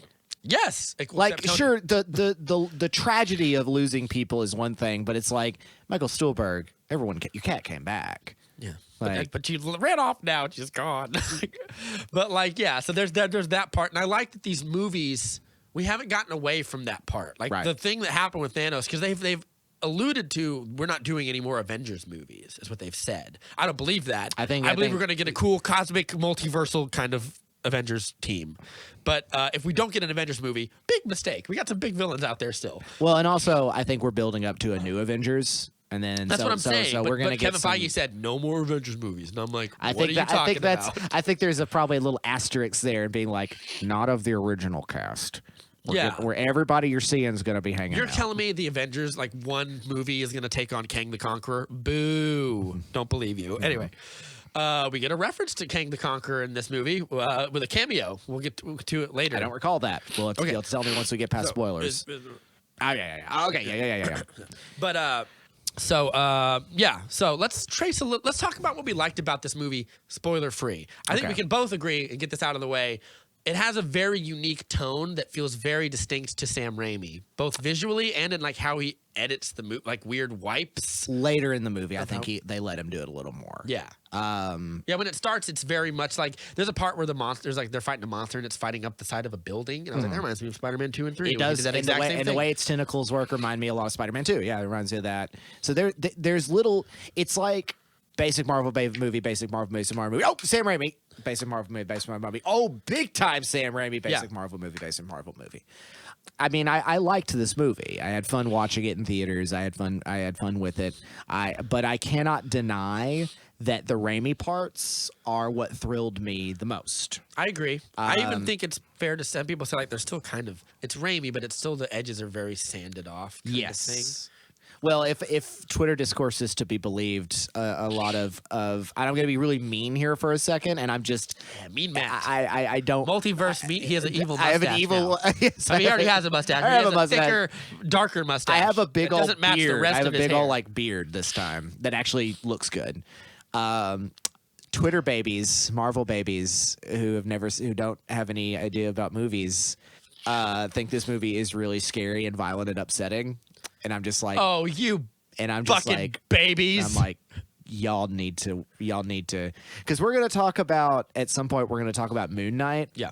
And Moon Knight owes a lot to Stephen Sommers' The Mummy, the original Mummy. Okay. Visually, I think. I haven't seen that and adventuring. Oh, you mean Stephen? Oh, you said Stephen Sommers' The Mummy, like from the 90s. Yes. Yeah, I agree with that. That is a movie that is an action thriller full of fun, and people get murdered, and horribly. There's horrible monsters, gruesome corpses, and no one batted an eye. Yeah, no one bat. Now it's like Sam Raimi. Well, it's all in how you present it. That movie wants to be Indiana Jones. Yes, this movie and wants Indiana to Jones, be a little scarier. Yes, and it's like you're inviting Sam Raimi in.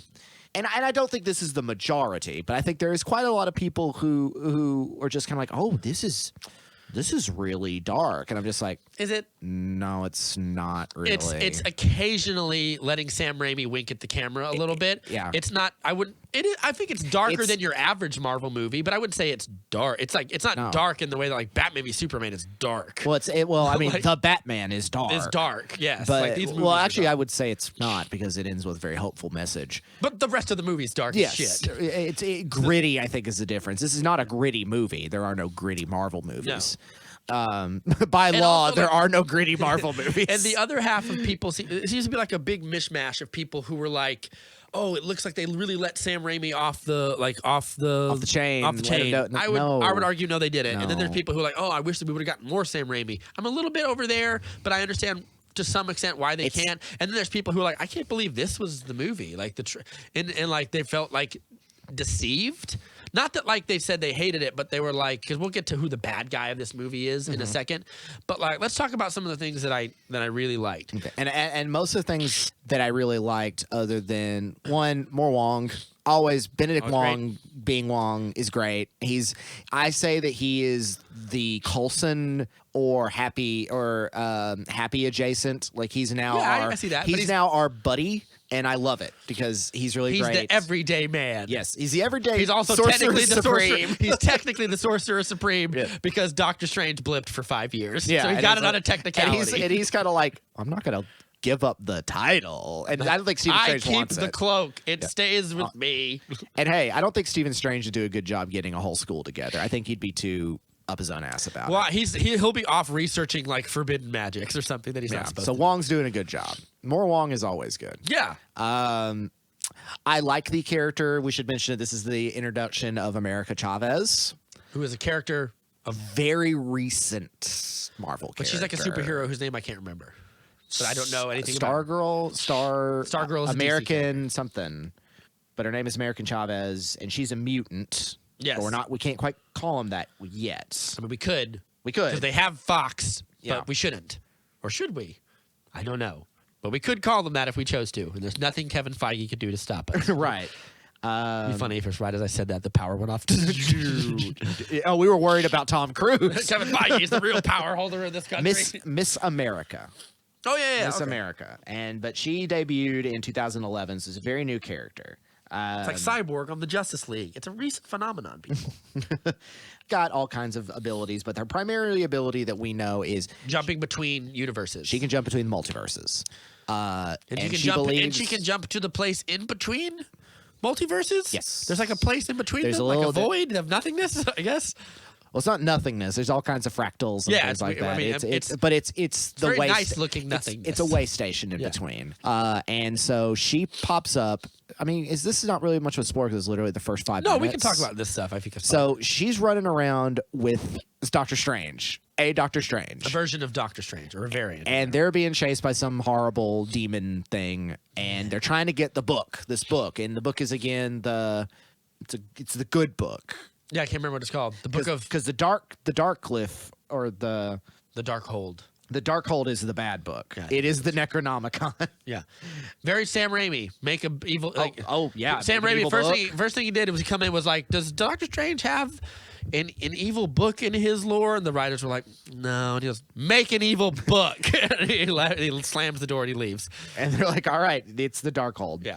The book of Vishanti. Yeah, that's the good book. They're trying to get the book of Vishanti, which is apparently in the Stephen Strange lore in the larger Marvel comics. I don't know. I'm not too much about Doctor Strange. He loves evil books. Yeah. Bound with Flesh, even better, but I don't think they can say that in this. Yeah. This Strange dies. He gets impaled and he dies. Yeah. But also, only speaks Spanish?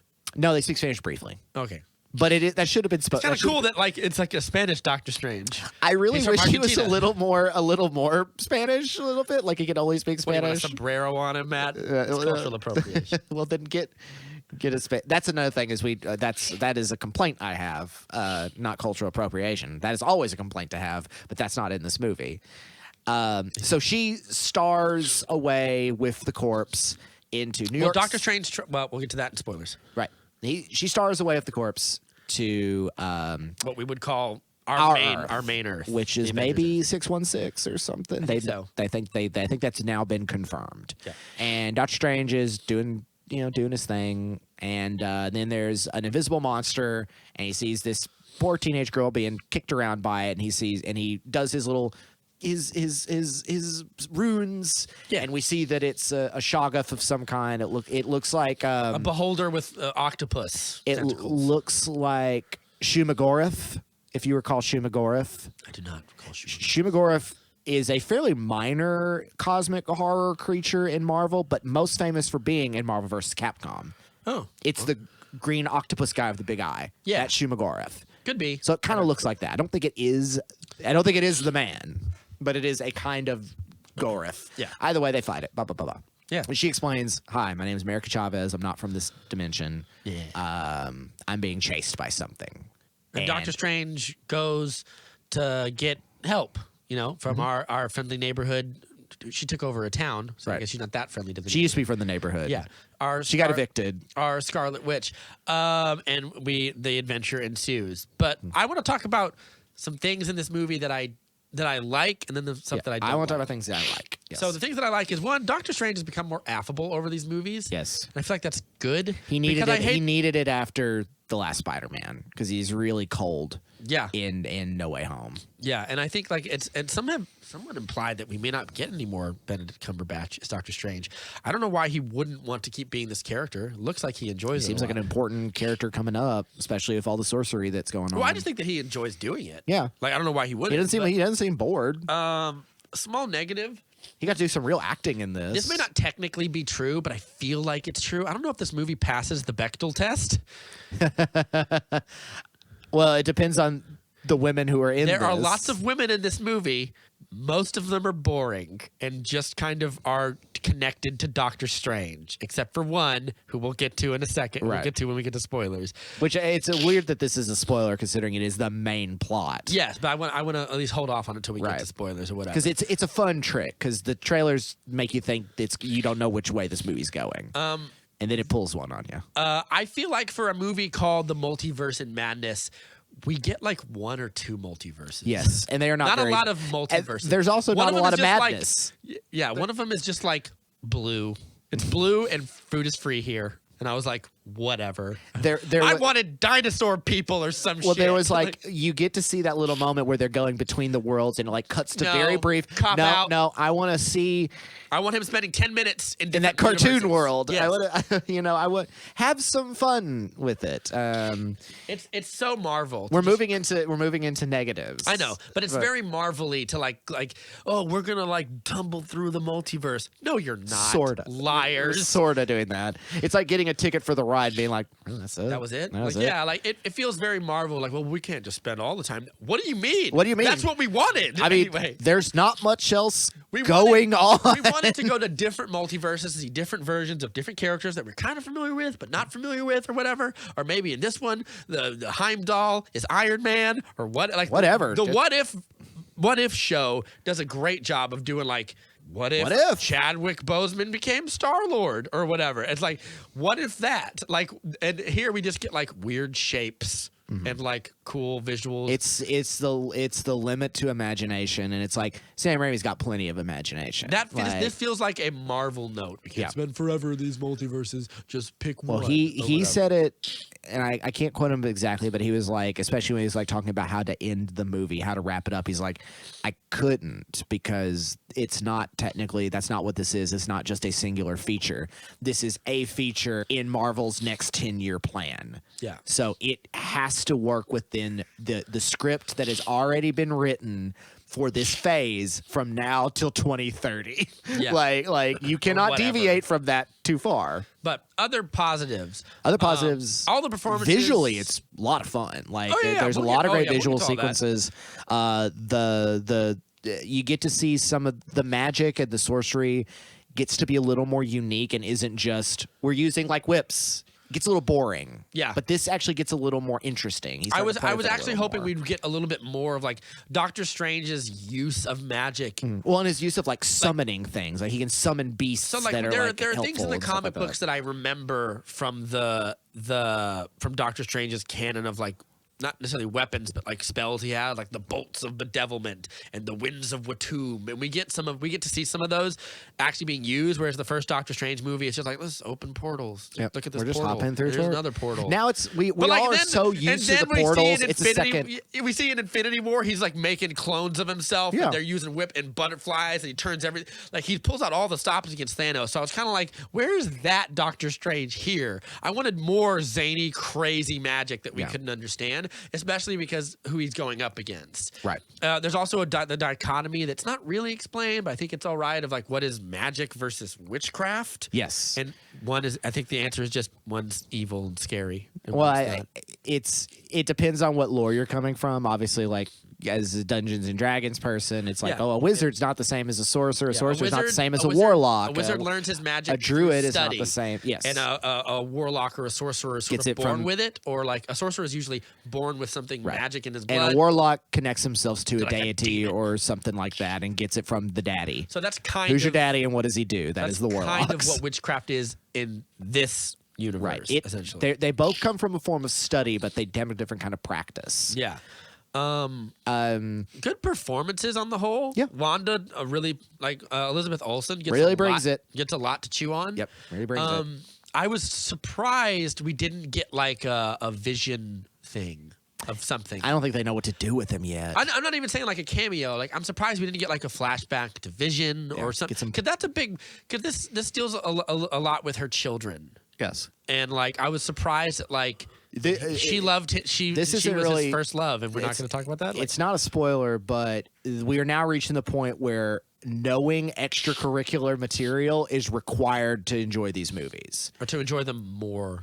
I would say it's a stretch. You can't if you sat there and you didn't know WandaVision, you'd be like, okay, I get it, but I don't quite get it. You could assume some things, but you need to watch WandaVision. You're not still going to have an enjoyable experience because it's a real stretch to the imagination unless you've watched WandaVision. WandaVision is prerequisite. If you haven't watched WandaVision, you should probably watch it. You should probably watch it or at least get a summary of what happens. Or read it on Wikipedia. Yeah, before you see this movie because it's part of the curriculum, y'all. Here's a positive that I thought was mostly good, but I don't necessarily care for how it all wrapped up.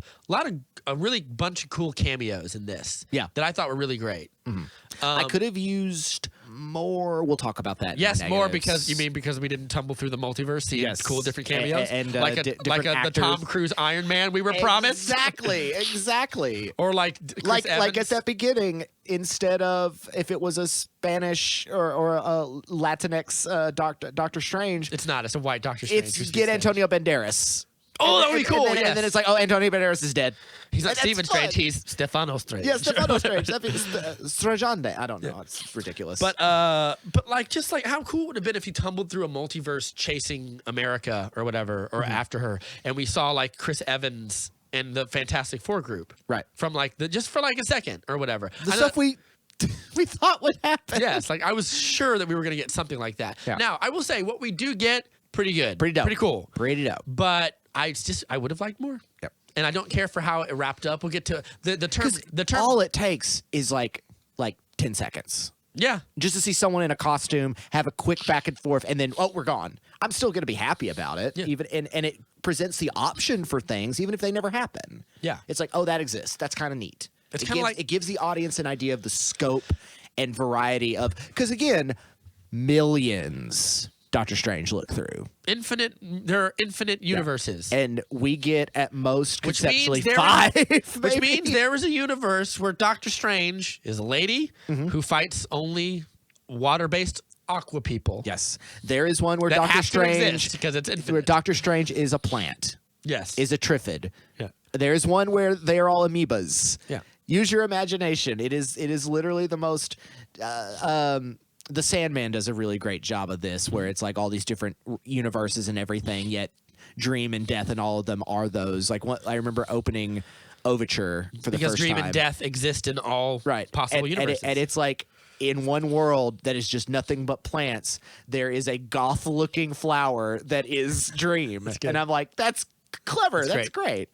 So, yeah, I feel like we were... We're so quick to be like, I want my thing. But we'll get to the things that are good because I think we are getting to the things that are good. I think this is a solid movie. The last half is a real blast. I really enjoy the last half of the movie. I like. That doesn't mean the ending, but the last half, the build up to it is the last really half. cool. So at the beginning, a small spoiler here.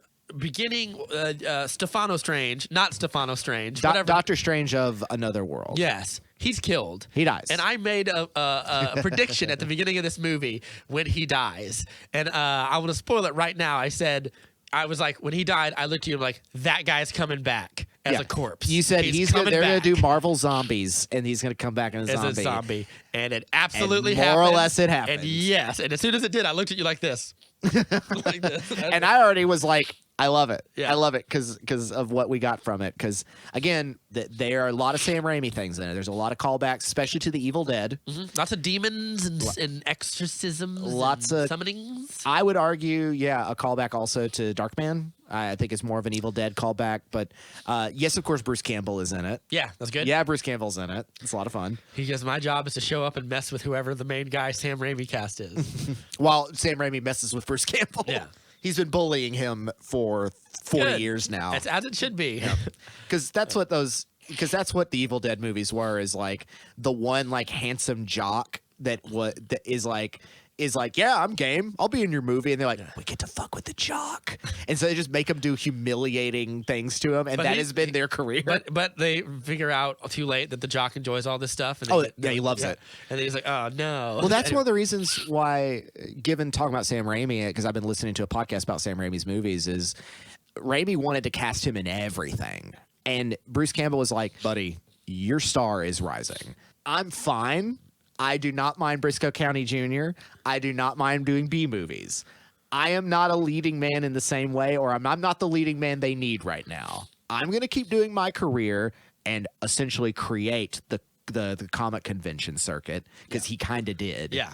And was like, I'm going to go do that and he's make happy. millions of He's dollars. happy where he is. Yes. For the longest time, Jeremy Renner was like, I don't need a solo movie. I'm happy just being Hawkeye and showing up for like 20 minutes in a movie. Good for him. And good for him. Until he wanted a mediocre Disney Plus series that Yep. no one asked for. Anyway. And being weird Jeremy Renner in general. I want to like him, but he's an odd fellow. Yeah, that's true. He tried to make a social media app about himself. And that was really I remember that. Jesus. So I think it's time to get into spoilers, because I can't really talk about some of the positives without talking specifically about what happens. Because I did feel a little bit like, really? This is where we're going? Check the movie out. See what you think. It's solid, hey, you're at getting the very least. If you're feeling comfortable, we're getting to go back out into movie theaters again. Go see it. It's a fun movie theater experience. Yeah. He goes Spoiler alert at 3, 2, 1. Full spoilers now. The trailer shows him going to an orchard where Wanda is, and she just looks like basic mom. She's picking stuff off of trees. Right away, I'm like, bullshit. Well, and I was you like, don't need these tree branches. And it's like there's goats and everything, and it's so idealistic, and it's kind of like, what's going on here? And it's fooling me. It's very shortly after she's like, oh yeah, this is all bullshit.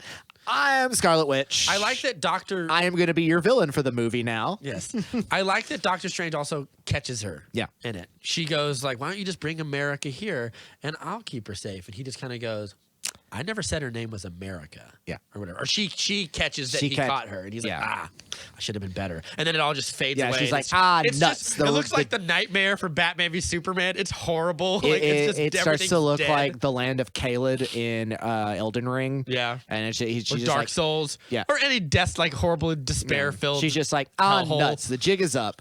Hi, I've been, and this goes into a criticism I have, which is, we have a chance to do something really interesting, and we get to do it in this movie, which is we have a fallen Avenger who is now our principal villain. Yeah. And she is a capital V villain. Yeah. She has a body count in this across the multiverse. Yeah. She kills a lot of people. She kills a lot of people. Like, brutally. I would argue that, like, I don't know if there's a way back for that. Yeah. It's tough. We'll get to it. Yeah. I think here's how they cheat it, though. Mm-hmm. I'm possessed by a book. Power has possessed me.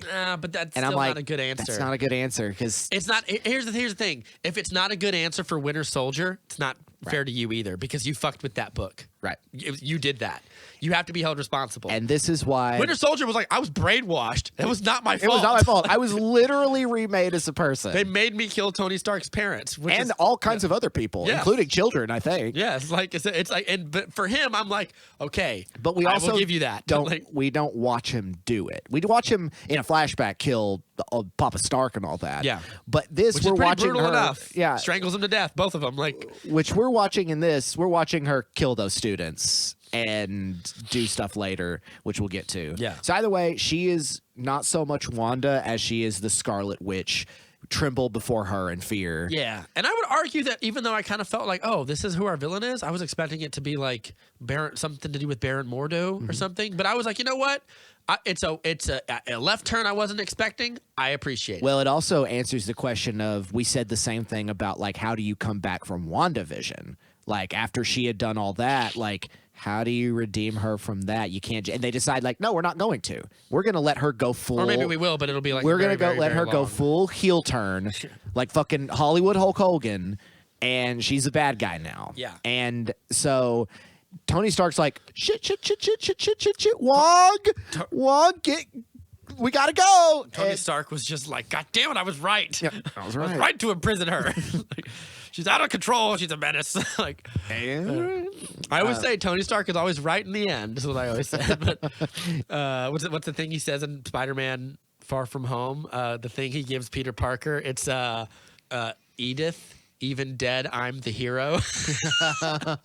You're dead, I'm the hero. Anyway. So he goes. The only thing I don't like about her in this movie, I think she is like 15% too powerful. When we get to the thing that we're wanting to talk about, which we'll get to later, I think she makes some pretty powerful people into jobbers. Yeah, and they just get wasted. And my problem is when you make someone that powerful, you can never come back from that. Right. Because then when she's beaten by somebody else, I'm like, wait a minute, this guy beat this guy, but she beat that guy. Right. How can she not beat this guy? It's gonna be that. Yeah, and it's like you have to think what's scarier, because this is where it becomes a bit of a horror movie. Yes. Is Sam Raimi is like, I'm essentially taking Elizabeth Olsen and I'm gonna make her be like the girl from The Ring, or from Evil Dead. Like we're gonna do Evil Dead shit here. Like she's not laughing, having a good time. Dead till dawn. Because the podcast I'm listening to makes a good point about the demons, the Deadites in Evil Dead. It's not so much they're picking at it's something they're picking on Bruce Campbell in that. They're picking on Ash Williams. They're having fun watching this goofball react to them. Tormentors. They're tormentors. There's bullies. Yeah. They're bullying him. This isn't so much that, but she is possessed. And they make her very possessed, and therefore she's unpredictable and scary. I wish that but you're right. The limits to her powers are always like she can do anything. She is almost too all powerful. Yeah, she turns somebody into like ribbons, and I was like, that feels like something she shouldn't be able to do. Or she's able to like, we put a wall between her. She faces that wall fine. Don't worry about it. Yeah, she comes through shadow. Like you have to before you break the rules, you have to kind of set what the rules are. I'm okay with you breaking the rules, but you have to like tell me like what can she do. Yeah. Set That's rules. why I don't like WandaVision. She's just shooting generic red lasers. Yeah, well that what is DBZ fight at the end with her and Agatha is not fun. So, and I wish that like the parts that we get that are kind of cool looking and scary. There's a part where she comes through like a glass or a gold plate. I think it's like a gong. Yeah, the Doctor Strange, in order to get away from them, sends them to the mirror dimension. Mm-hmm. But you can get into them, and they've established this in other movies, I believe. That you can get in the mirror dimension through reflection. Yes. So she's like trying to like her eyes popping out of like puddles and stuff, and America's like just like trying to cover it up and everything, and eventually she comes through a gong like a zombie corpse thing, and it's really cool. Crack. She comes out distorted and then just like had to rebuild herself. I'm like, the horror stuff that we get is more of like an effect than like genuinely scary. It is an effect, but I also say because we have Sam Raimi and some people are like, oh my gosh, this is too scary again. Babies. If you're 13 or up, this is perfectly within the realm. There was one part that you and I both went like, but I was like that, and it was one of those things where like I like it in the moment, but I'm like, it's too powerful. She shouldn't be able to do that. I know, but I think, but that about the nature of horror. There's one thing I know about kids, And I know because I was a former kid. Kids love scary shit. Yeah. And like kids are on YouTube all the time watching some of the most grotesque, horrifying creatures I've ever seen in my life. The Five Nights at Freddy's fandom is all powerful. Yeah.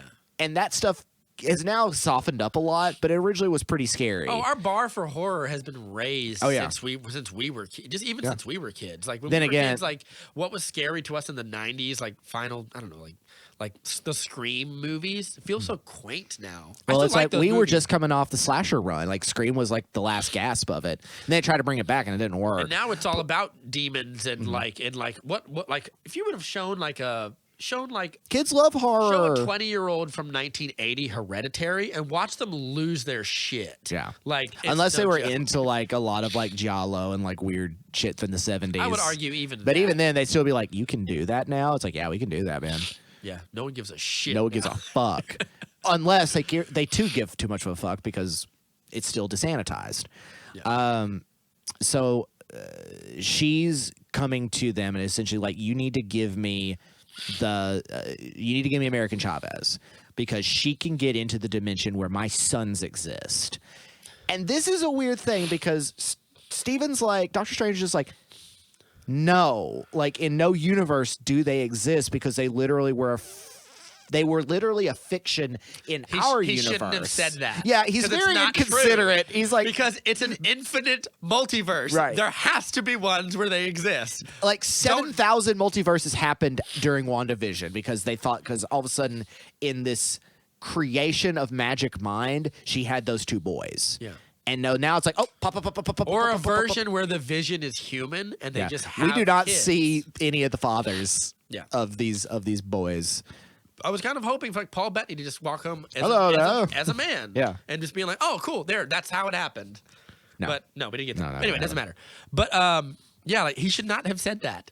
Yeah, bad move. Yeah, and bad also move. just because like what he should have said is like what do you want here? Like, what's your end goal? Yeah. To steal the children from somebody else and watch them be terrified of you? And are you going to force them to love you? Is that what you want? Like, and this is a real stretch. And I feel like they should have brought in a woman to help write this character because the idea that Wanda now she's drunk on power, but her objective is I want to be a mommy. Yeah. And as a man, like I don't know what that draw is. I don't know what that pull is. But there's something that feels slightly, I don't know, off and kind of a little sexist where it's just like I am now all powerful because I need my children. And it's not like her children have been kidnapped or taken away. Woman, hear me roar. Right. There's a little bit of that. So here's what I think. Here's my little throw in of what. No, we'll get to it at the end. We'll talk about script stuff we would throw in. Yeah. But that is her objective. That is her crux. I need America Chavez because she can hop through dimensions. And I also am going to steal her power as well. I want to be happy. I want to be content. Even though we're all like, it's not going to make you happy. It's not going to make you content. Also, she says, like, I'm going to kill this girl. Yeah. Also, I'm like, hard left turn. Well, she doesn't mind. She does not mind killing people, though. Yeah, well, did she kill anybody in WandaVision? No. Overtly, yeah. So, like, that's a left turn for her. Be like, yeah. I'm going to kill this person and take what's theirs. She's had time to stew in madness. I think. And also has had time to let the dark keep. See, again, you can read that into it if you want, but what would have been great is a visual motif where like every time she uses it, her eyes go black, as if to say, this thing is corrupting you, right? This thing is a living thing of its own. It has things that it wants from you. We do get. I'm not saying the movie doesn't give us enough evidence because we do get a Strange variant that is corrupted by it as well. Yes, but we need to see that with her. Yes, I think we do because we see. If we do, it's very subtle, and I don't know if it's hard enough. Like, I would have liked to know, like, because that way, like, we'll get to the end of what happens in the end, because I want to talk about that. I want to talk about Zombie Strange versus demonic Wanda for a good bit. It's pretty dope. So they go to the sanctuary, and they're like, we have to defend him, and all the sanctuary people are there, and they're like, round up everybody, we got to go, because it's coming. And there's a big old red cloud, and that's pretty good. It's pretty tense, because you get that one scene of the one guy, he's like getting ready with the bow, and she just ghosts around him and just like, run. Yeah, that was good. That's like kind of the scarier stuff that feels more scary than like when it goes her being quiet and you're like, what is she capable of doing? Yeah. And that's when you see some things that are pretty unique in that capability. That's something we know she can do. Because when we see her in Age of Ultron, which you've not seen, she uses that power on Tony Stark. She uses it on all of them to make them kind of see visions or whatever. But she uses that power on Tony Stark to make him take the staff, to take the stone to create Ultron. She kind of like, she can influence people. Right. That's a power that I believe. Turning someone into a pile of ribbons, I was like, what? Where? From where? She's read a lot of books. Show her you doing that. Yeah. Like, anyway, doesn't matter. But that's that sequence when she fights the sorcerer supreme and the students. It's really good, and she wipes a lot of people out. A lot of people get turned to skeletons. Yeah, they kill the Minotaur man. They don't. Oh no, that's right. They don't. Kill him. Oh yeah, he's around. That's right. No one explains that, by the way. He's a character. From I know he's a character, comics. but like for the movie viewer, it's like, who is this? Well, like, you have to make the assumption it's like, oh, we're kind of branching out, but then I need to see more aliens, buddy. Where does I he need come to see from? more critters. But I just want to know, like, where does he come from? Like, I want one sorcerer to just be like, here, what you do is, did he come from the place where Shang-Chi comes from? I guess. Like what I'm saying is, as they're walking into the thing, have a guy in the foreground in front of Doctor Strange talking to Wong, but I just want to know where the Minotaur's from. I'm just genuinely curious, and then just walk like so. Are they just here? Is he from a different dimension? Yeah, they're from Canada. And he goes, what do you mean they're from Canada? like in the British Columbia, there's like a little compound, and there's only it'd have to be like the Northwest Territories. It'd have to be someplace nobody's at. There's also centaurs, but they don't like magic. The Minotaurs like magic, so they come here. It's like, have a few like scrolls hanging out. Like, hey, I'm here too. I think they're waiting to do. They're doing a secret invasion thing, well, I mean, so they have just aliens, different aliens and stuff. Like, hey, we're here. We're learning sorcery as well. But stations here from Bill and Ted's bogus journey. So eventually, Wanda cleans house, and they have to go on the run. So the one thing is, America also is convinced she can't do this. She can't do it by will. She's also convinced that she can't trust Doctor Strange. Right. Because the first one tried to steal her power, like Wanda, and like she now doesn't trust him. This is you should note the actress who's really good in this. It's Zoxil Gomez or Joshua Gomez. Yeah, something like that.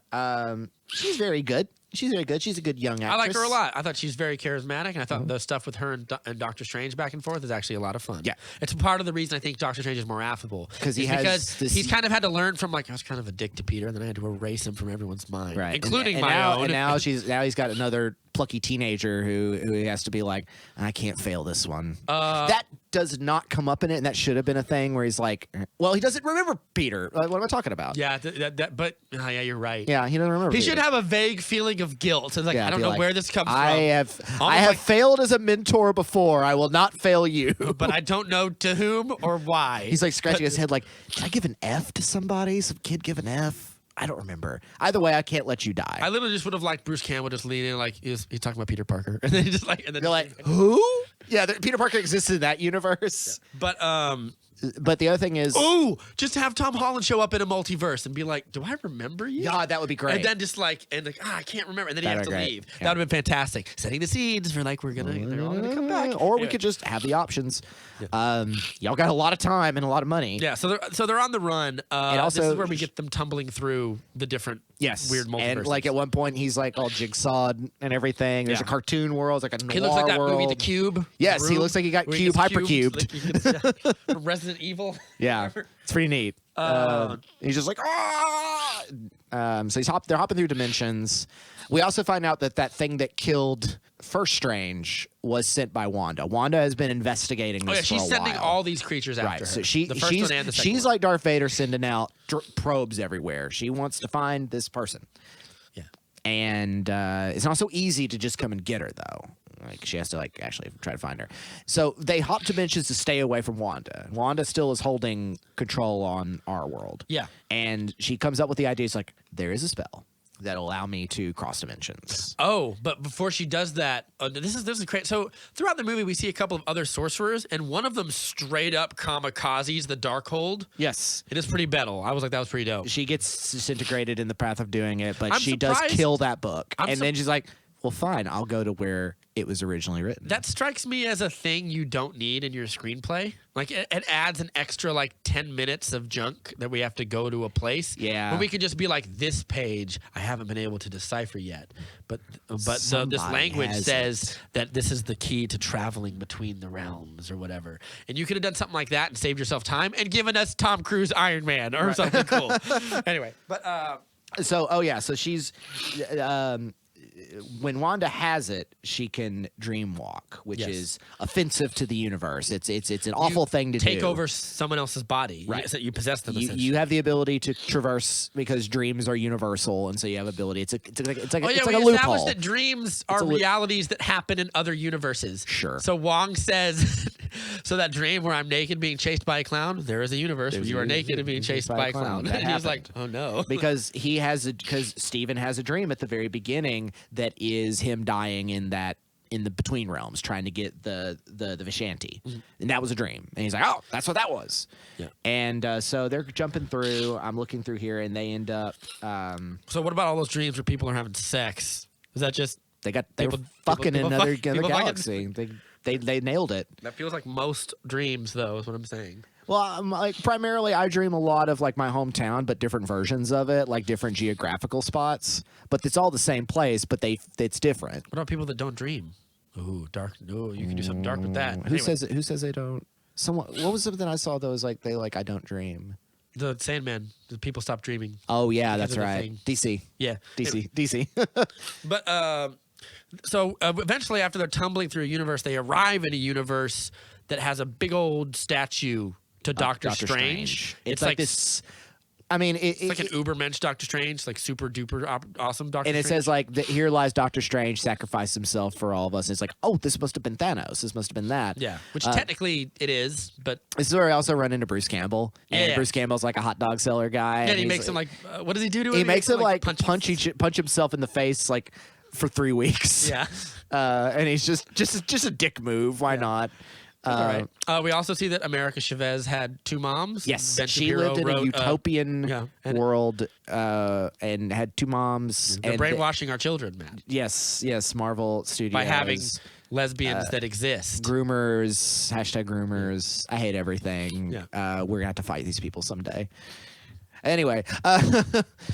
Here's the thing I don't understand. Like, whenever I hear people say things like they're forcing their politics down, like I saw someone say that about the Batman, because the Batman has like 2 black people in it, Gordon and the lady. Yeah. Well, and also the mayor. I guess. Well, I think they meant like the main characters, but yeah, you could say the mayor too or whatever. And like, the black. Well, of course they're upset. Like the bad guys in the movie are them. They're all these very online people who are following like people who make manifestos. Well, you could look at it like that, but just like generic like anti-SJW shit posters. Yeah. Like what do you think of like what they're mad about? Like really, like I was like, so you're mad that you're mad that like you think like black people's culture is bad because it's all about gangster rap and bitches and hoes, and then like and for one thing, and you see a movie where it's not really that, stupid. and you have a problem with that. So now you have a problem with like black people who are normal and existing. Well, also you see that as being like forced on you. People are normal and existing.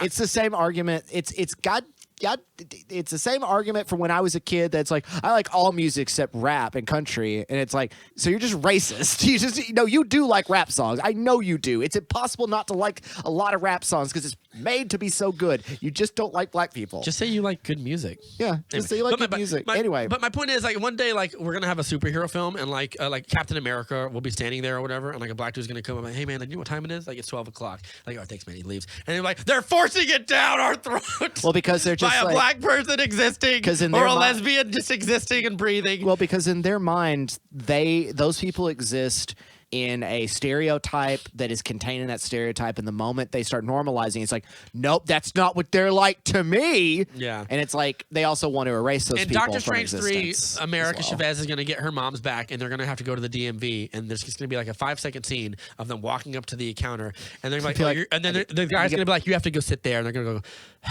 and it's going to cut, and they're like, they're forcing it down our throats. Yep. What they mean with like they're forcing it down our throats is like they show other people that are not like me existing. I don't like that. Anyway, fuck those people. Yeah, and it's like they're complaining because it's like there has been almost 150 years of cinema that these people have not been represented, and they're making me deal with it now. Yeah.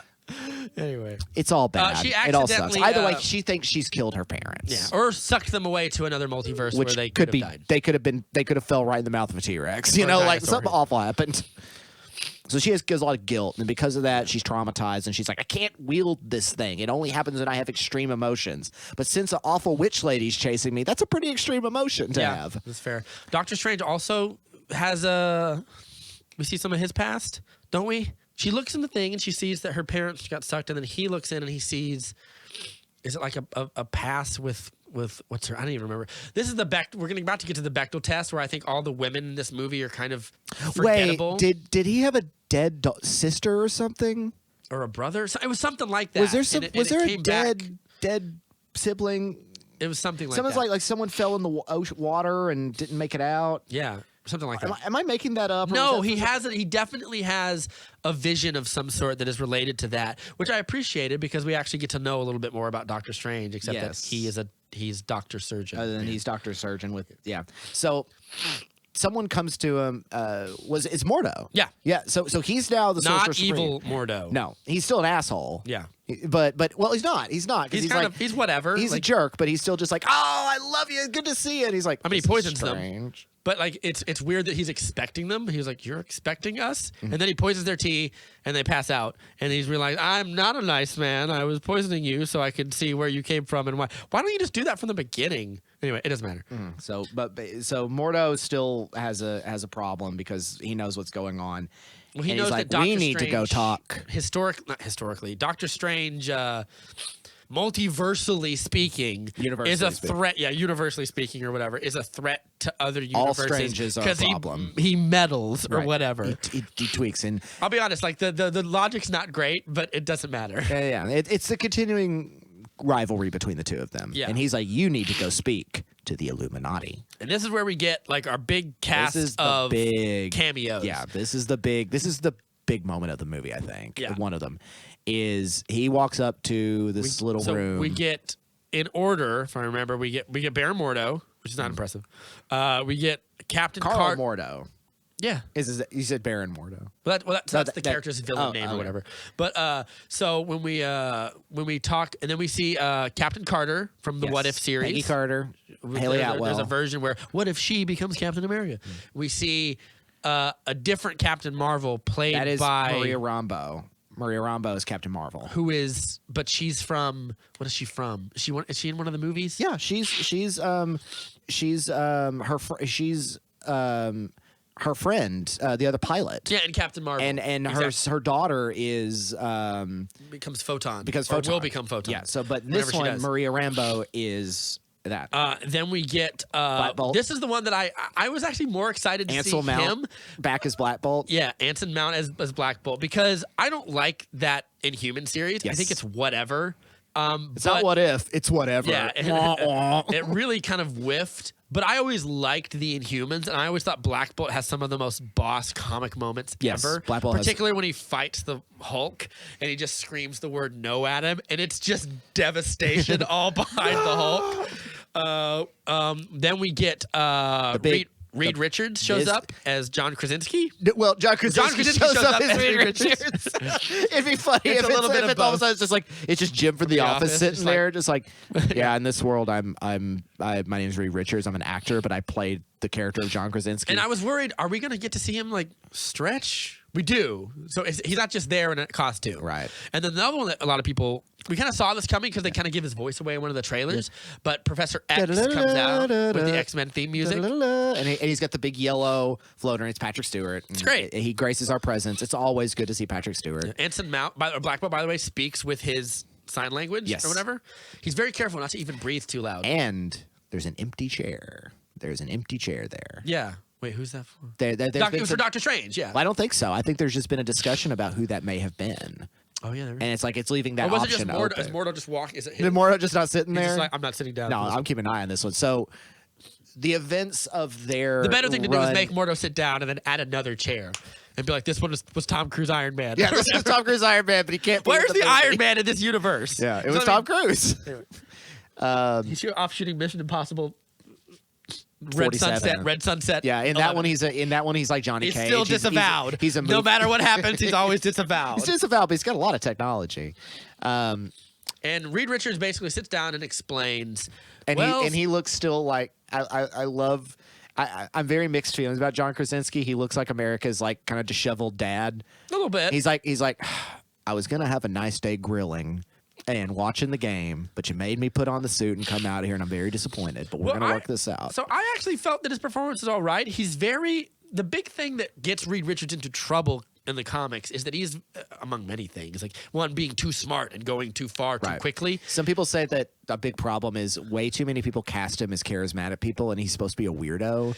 Well, he is, but also like he's very like he can be kind of cold and matter of factly. Yeah. And then when he's talking to Stephen Strang, he's like, "Well, Stephen, what you don't understand is like universally speaking, a bigger threat to the universe is you."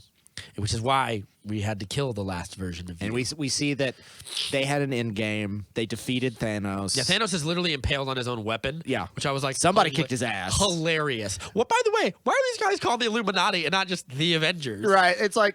Do you need the scary I need ominous you to go name? Meet the New World Order. Yeah.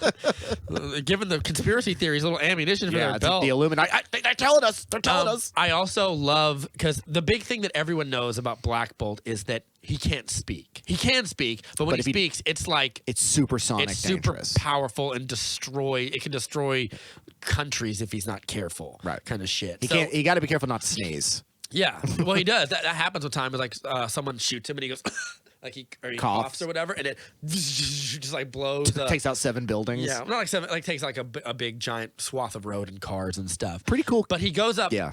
We actually get to see that visualized. He walks up to Doctor Strange and just goes, "I'm sorry," and just the sound just of it echoes and itself. waves and just disintegrates Doctor Strange. Pretty dope. Pretty dope.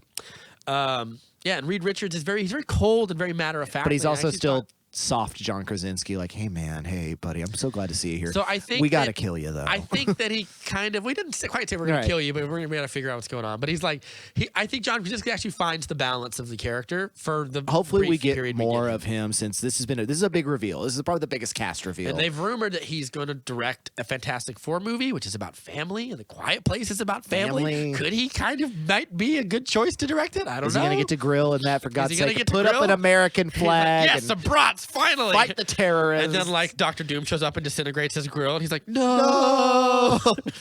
I was grilling so well. Put Doctor Doom on the grill. Someone get a hold of the FBI and the CIA. I need to. And the great people that work there. Yeah, I said problematic things about America's intelligence community. He's a military plant. I don't know why I'm doing this. But anyway, I thought it was nice to Jerry see him, Seinfeld. and I was genuinely not expecting to see him. Yeah. But Wanda figures out how to plane jump. She's already plane jumped into herself in that universe. Yeah. Who has the same powers. Yes. Except instead of being like all that, she looks like a suburban mom. She's a soccer mom. Yeah, it makes it scarier because she's a bloody cut. She's like, she's coming. Also, the scene where it happens is kind of scary. Like Wanda feels like she's like, what's going on? There's something in the corners of the. Yeah, that was a good scene. Yeah. So she pops in. Those are the parts that I think. Are more Sam Raimi than the other things. She goes to this mountain that no one can get to except you can get there. Yeah, you can just climb it if you want. Well, the other thing was like she actually says it like, why can't we just like warp over there? Yeah, we said that too. Yeah, when we were watching it. Why don't you just go there? You just warped like halfway there, and he's like, Wong's just like, we can't. The script won't let us. Yeah, that's all. This is what I'm saying. Like the script won't let us. The script adds things that make its movie longer when you could have streamlined it a little bit. No one can go there. I don't think I could go 90% of the way there. Cool thing about that though, when we get to the top of it, she has a bunch of like demons that serve her. They're giant golems, and they look like what I imagine like a Baylor looks like in D&D or something. Pretty cool, pretty metal. And then they all. It's a very metal movie. Yeah, it is very metal. Yeah. We'll see how metal even it like is. some of the score has like this really wobbly, crazy guitar solo It's stuff. got a very kind of Pink Floyd-y kind of sound to it because it's playing with surrealism. They all bow to her, and then we see the statue behind her, and it's like, this isn't a tomb, it's a throne. Cool. And it's like all right, whatever. This is dope. I think it's pretty cool. I think it's cool too. I think it's cool too, but like, I think it's weird that she never stops to ask like, is any of this a good thing? She doesn't seem to have completely lost a grip on reality. She's not like insane. She wants to do something horrible to get kids that don't belong to her. Sick with power. Yeah, but like she never asked like, is this good? Is this good that there's a giant mountaintop full of demons that served me? Is that a good thing? Should I not ask these questions? Doesn't matter. Right. but if knowledge is power, then God am I. Yeah. But she sleepwalks into that lady in that dreams, universe that Doctor Strange is at, and then where she's got the boys, and she's like, kids, I'm going to be out for a little while to go kill the Illuminati. Yeah, essentially. And so she goes to the Illuminati and big old fight. Oh, we're not mentioning our big spoiler from the beginning that's here is that Wong is in this movie. No, well, Christine is in it. His girlfriend, who did not become his wife, Rachel McAdams. Yeah, the Bechdel test. And she's real boring, and she only ever talks or is related to Stephen Strange's existence. Yes. It's kind of boring. I feel bad for her because I kind of just don't care that she's in this movie. Well, and then this is his kind of plot. He's like, regret. He's like, we almost made it happen. She's getting married at the beginning. Rachel's getting married, much like the movie Rachel's getting married. Yeah, that's what at the beginning we thought was a funeral. She's going to her wedding. Yes. And her new husband is a fan of Doctor Strange. And he's like, that was so dope when you fought that thing. Or he's like, yeah, it's great. Fucking my girlfriend. And she... and it's like, it's never going to happen. He's got to be like, it has to happen on some universe. So he's got a little bit of the temptation there. Because she's like, are you happy? Are you happy? He's like, what are you talking about? Of course I'm happy. Yeah, and he's like, I'm fine. I'm great. Not traumatized in any way whatsoever. Don't talk to me. You know what? That's actually his best moment when he admits to her variant that he's not happy. Right. And then he just because he has all these powers doesn't fix... It's very human what's going on up here in his brain. Right. And that he does miss her, and he missed out on 5 years of his life, and he can't help but feel like that he missed his chance to be happy. And then he asks that to Wong too. And Wong has a great answer to that. It's a great, like, for all of his visual... Sam Raimi's a very visual filmmaker. He's a lot of fun to watch his movies. But he's also good at directing actors. And he's also good at getting... Well, even better than that. Yes, but even like that, like, his movies are about something in the end. This one's a little more ham-fisted than, say, something like Spider-Man 2, which is like, what matters is who you choose to be. Like, being Spider-Man means nothing. You have to choose to be Spider-Man. Right. Who is your Spider-Man? Yeah. And the last movie, Spider-Man 3, you know, even though I don't think it's as good as Spider-Man 2, is about forgiveness. Right. And that forgiveness will set you free, essentially. Like, his movies are about something. And I appreciate that because a lot of these Marvel movies kind of feel like they're about nothing. Well, again, they can't be about something because they're about the 10-year plan. Yeah. They're about phase 3. That's what it's about. Yeah. But it's and there are a few directors that cut through it and be able to be like, we could talk about something else. Yeah. We'll see. Let's talk about this fight. Yeah. Let's talk about this fucking fight. So I'm torn because I think I voiced that, like, I think she kind of nerfs them. Like, she jobs them. It's a beatdown. I really feel, because when we were talking about this, we had just talked about Invincible the day of, because we did an episode, then we went and saw it, and then I said that I think what would have been better is showing that, yes, I want her to win, so that she can be a disheveled corpse shambling after them like a zombie, which is a lot of fun. But like, I want it to stretch her to the ends of her power, because like she's like Reed Richards shows up and says Black Bolt can destroy you with a word. And she's like, well, what if he doesn't have a mouth? She does the thing from the Matrix. Yeah, his mouth is wait, if you cannot speak, and then he says something, and his does he say something, or did she do that? No, I think he says something because it happens so quickly he can't stop his vocal thing coming out, and it fires back and pops his head open. I feel like it would rip through his mouth first, but anyway. But I think that's magic. Yeah, and magic is like rock paper scissors somewhat. But I when know someone says rock paper scissors, they just go God. Yeah, at the end. They go, and you're like, oh, you cheapskate. Cheapskate. That doesn't count. What I would have liked. What's a god to a king? What's a king to a god? What's a god to a non-believer? Yeah. What I would have, again, we'll get to rewrite the screenplay. We'll kind of do my version. I think it's still a great fight. Yeah. Even with her nerfing everybody, I would have loved like Captain Marvel's blasting her with a photon, and then Black Bolt, who like she's she finds a way to stop him from speaking, or she mutes him for a second, and then while she's distracted, the magic wears off, and he just goes, "Die!" He just screams it at her, and she's having to fight both of them simultaneously. She throws someone in front of it, and they just get splattered. Or something that would have been like, I want her to like earn this fight. You know what I mean? It is a bummer that I feel like if she wins on those terms, she almost comes out looking even more powerful, as opposed to just like waving them away like nothing. Yeah, because she kind of kills most of them like that, except for Captain Marvel. And I'm not. No, except for no, Captain Marvel. You're right. Captain Marvel and Captain Carter kind of lasts longer than she should, because Captain Carter lasts longer than she should, because Captain Carter is a person. Just grab her and be like, Dr. Manhattan her from the inside. Well, that has led to some people just being like, this obviously proves Captain Carter is a joke, and it's like, no, that's not fair. Why? Why would it prove that? Because she's like, oh, she got jobbed so fast by Steve would have done better, and I'm like, nobody did better. The screenplay says so. No, I don't think Steve would have done better. No, necessarily. I mean, Steve might have done better because he's probably been Captain America for longer than she has. Yeah. But like Black Bolt should have done better. Right. Black Bolt, like even in humans, they're so powerful. They're way more powerful than a human being is. Right.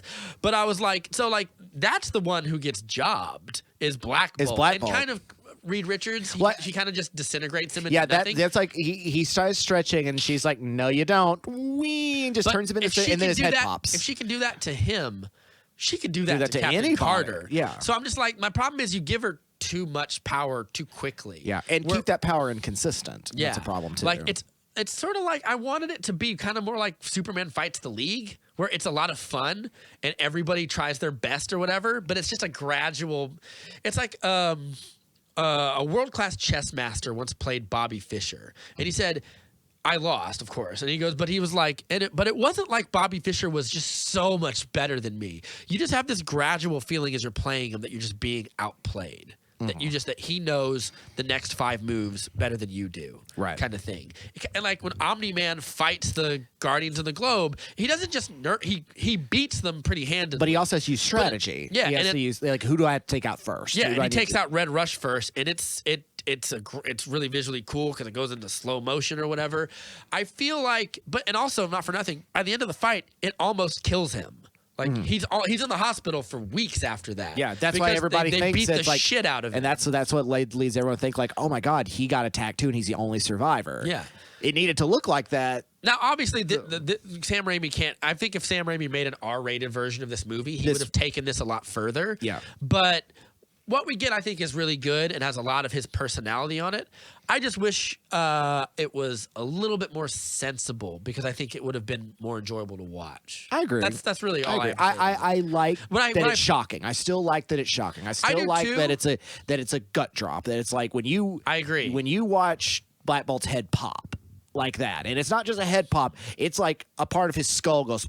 Well, you see his eyes kind of they kind of go different directions. Like, whoa, we could do that? Yeah, like Sweet. you and me both had the same reaction. But it reminds me of like, you know what it reminds me of is the Suicide Squad with James Gunn. When he did his version of the Suicide Squad, we get a lot of great deaths like that, like at the beginning. And I was kind of like, we had this great visceral reaction, but I was like, you know what? I kind of wish we would have kept 2 or 3 of these guys around so we could have more not meaningful, not like emotional, but like more interesting deaths, so that the movie doesn't feel like kind of a slog in the middle. Yeah, I agree. Don't get any of that. Kind of like that. Yeah. Like the initial reaction, watching Pete Davidson get his face blown off was perfectly, my reaction to it was exactly what James Gunn wanted. Right. But I kind of wish that it was just a little bit more. A few people got off the beach just to get wiped out along the way, so we could raise the stakes and have a dwindling imagine party. her, because she kind of fights them one-on-one, but these are the Illuminati. They've fought people before. Yeah. Like, why don't they all come at her at the same time and make her fight them like that? Right. Would have been way more. Then surely they've not. And the other problem is that the person that they need, Mordo, who's the other sorcerer, is busy fighting Strange one-on-one. Yeah, well, first he's just busy being like, I hate you, and you're a butthead, and I don't like you. They're just being dickheads, and they're fighting. And then Doctor Strange finds a way to to egg him on to make him fight him, and then like he manages to get loose somehow. That was pretty clever. Yeah. Either way, it's a beat down, stomp down. They're running for their lives against. They're running through lives like Resident Evil corridors to escape Wanda. Yeah, it's good. It's pretty fun. They like seal her off in like a big, like, don't they try to drown her or something with like a big thing of water or something? She tries to drown them. No. They're like, oh, we're running out of options. You know, they try to do that. Let me see what happens. I know after this, 99% sure they try to do like they do some good stuff to keep her away, and they almost get to the Book of Vishanti. That's where they're going. Yeah, because they open a door and it's just there. Oh, we're forgetting about Patrick Stewart. Oh yeah, because he tries to go into her mind. Big letdown. I personally felt like it was kind of a waste. It was great to see him again. Right. Kind of a waste, especially considering it's probably the last time we'll see him as. Maybe it's a sad thing to say, but he's getting up there. I don't know if he can still do Picard. What makes it sad is that he's supposed to be one of the most powerful mental beings on the planet. Yeah, the idea that she could play him is kind of like she's not nearly experienced enough. She's a 20. She's like maybe a 30-something-year-old woman. Who outclasses that's a bit of a stretch. Yeah, that's a bit. And I didn't mean that woman. Like I'm talking about. She is a 30-something-year-old person with magic powers. He is the world's greatest mutant. Yeah, like he no longer needs his body. His mind does all the work. It's a cool kind of horror thing where she grabs him from the darkness and stuff. But like, it's a jump scare. What I would have liked to see is him tap into her mind, and it's a terrifying place. Well, that too, but also be like. Maybe I can bring a little piece of her out. Maybe I can help her a little bit. Yeah. Like, because like we see him do the Professor X thing where and it works, but she outclasses him in the battlefield of the mind. Like what I would have liked is if it took a moment to not be scary and to be like emotional, and she goes back to the apartment with Pietro, where they were standing 3 feet from that bomb that was going to explode that she talks about in WandaVision. In Age of Ultron too. And being like, you have a lot of trauma here. Do you ever think that maybe this thing that you're playing with is tapping into your greatest weaknesses? Your regrets and your anger? Because he is kind of like the therapist. He should become Sigmund Freud. He's Dr. Therapist, yeah. So all these different scientists and doctors and Dr. X and Professor X is like, let me tell you about your childhood. Yeah. Anyway, I can see where this is going on. Oh, you snapped my neck. Yeah, his is the greatest feeling of like being nerfed. I was just like, it rubs me the wrong way. Yeah. I don't know why. I can understand. I would also like to just point out, like, she's supposed to be Magneto's daughter. Can we talk about that yet? Because her and Pietro, we can't talk about that yet. I don't know if her version is. Right. Be like Michael Fassbender shows up. This is your father, or Ian McKellen, or something. I don't know. That's right. That makes sense. We are the future, Charles, not them. We're getting too far away from the Holocaust, so it's very difficult for me to be there while still being a person that's of that age or alive. Like I wasn't at this point. Michael Fassbender wasn't even born. He picks her father at the moment of his prime of his youth or whatever. Mm-hmm. Her vague realization or memory of. Yeah, that's why those first X-Men are so dope. They really are, man. I still remember that. Fuck you, Bryan Singer, but those two movies are great. I still remember that the first movie of like, we are the future, Charles. Not them. They no longer matter. And he goes, I will give them peace, Charles. And I ask only one thing in return. And he turns around and he goes, don't get in my way or whatever. Well, you got two powerhouse actors who both love each other playing these characters. Man, that was prestigious. That was prestigious. That was before comic books were ubiquitous. Yeah. Or comic book movies. Comic movies were part of culture. It's like the X-Men, Spider-Man, X-Men, and Blade were like came out the first ones. Spider-Man. Yeah. So it was like the second one to really do it. Well, I mean, you get the Matrixy black leather, but everything else is pretty good. I think Blade got there first. It was Blade, X-Men, Spider-Man. Yes. In order. But how good? It was a good Marvel run. How good would it have been just to like? I don't know, have Professor X do something a little bit more like they tried beating her physically and it didn't work. Or like instead of trying to cripple her I'd mind. like to see the original script to see if some things got cut. Yeah. Anyway, Book of Vishanti. They do that. I kind of forget what happens here. The watch. He takes the watch. It was the first nice thing she ever bought him. Mm-hmm. And she gives it to him and he's like, oh my God, you should have done this. And he remembers because either there was like an inscription on it or like there was a certain time it was set to because it was broken. I think it's the time. And I think it's set to a certain time. he takes the back of the watch and puts it in this thing and it opens up. It opens up to get to it because it's locked and it's only locked by that. He's able to he's able to put it in and do the spinning. That was really sweet, but it's still disappointing that everything about her character relates back to her Doctor Strange. And I feel like all the other women character are also like, I'm just here to stop Doctor Strange. It just feels, I don't know. I don't usually make this argument because usually I don't. Well, Wanda. I mean, I guess Wanda also fails because, but she's also talking about two boys the whole time. Yeah, I guess. So it's like it's about I don't always give a lot of like credence to the Bechdel test necessarily as a signifier of something's quality. Right. But as a praxis. But for this one, I don't know why, but it really bugged me. And as the movie was going on, I was just kind of like, I don't know, that feels wrong to me. Something a little bit here. Anyway. So they hop again. No, this part is kind of fuzzy to me. I'm looking at it. Oh, I think she destroys the book. Yeah, or stops them from getting to it. Right. And is able to take her back. She takes America, and Doctor Strange is stranded in some other universe. Well, not just him, but also him and Christine are. Him and Richard McAdams. And it's a real bummer to look at that place. And eventually he goes to Bleecker Street, which is apparently out in the middle of nowhere now. The Sanctum Sanctorum or whatever, and he gets there and it's like this is he says this looks like a place where two universes collided. Yeah, it's like this is the worst case. There's like disaster. the Chrysler buildings floating across through horizontally and stuff. The space. No one's alive, but he's like, there's somebody here. Yeah, and they find the apartment complex as a spooky old haunted house. Yeah, and there's another Doctor Strange up there who has descended into madness essentially. Yeah, he's the one that got to because we should note they destroyed their Stranges because they feared him getting in touch with the Darkhold. Yeah, that was the biggest fear. Is like you and that thing could end universes. You got to go, bud.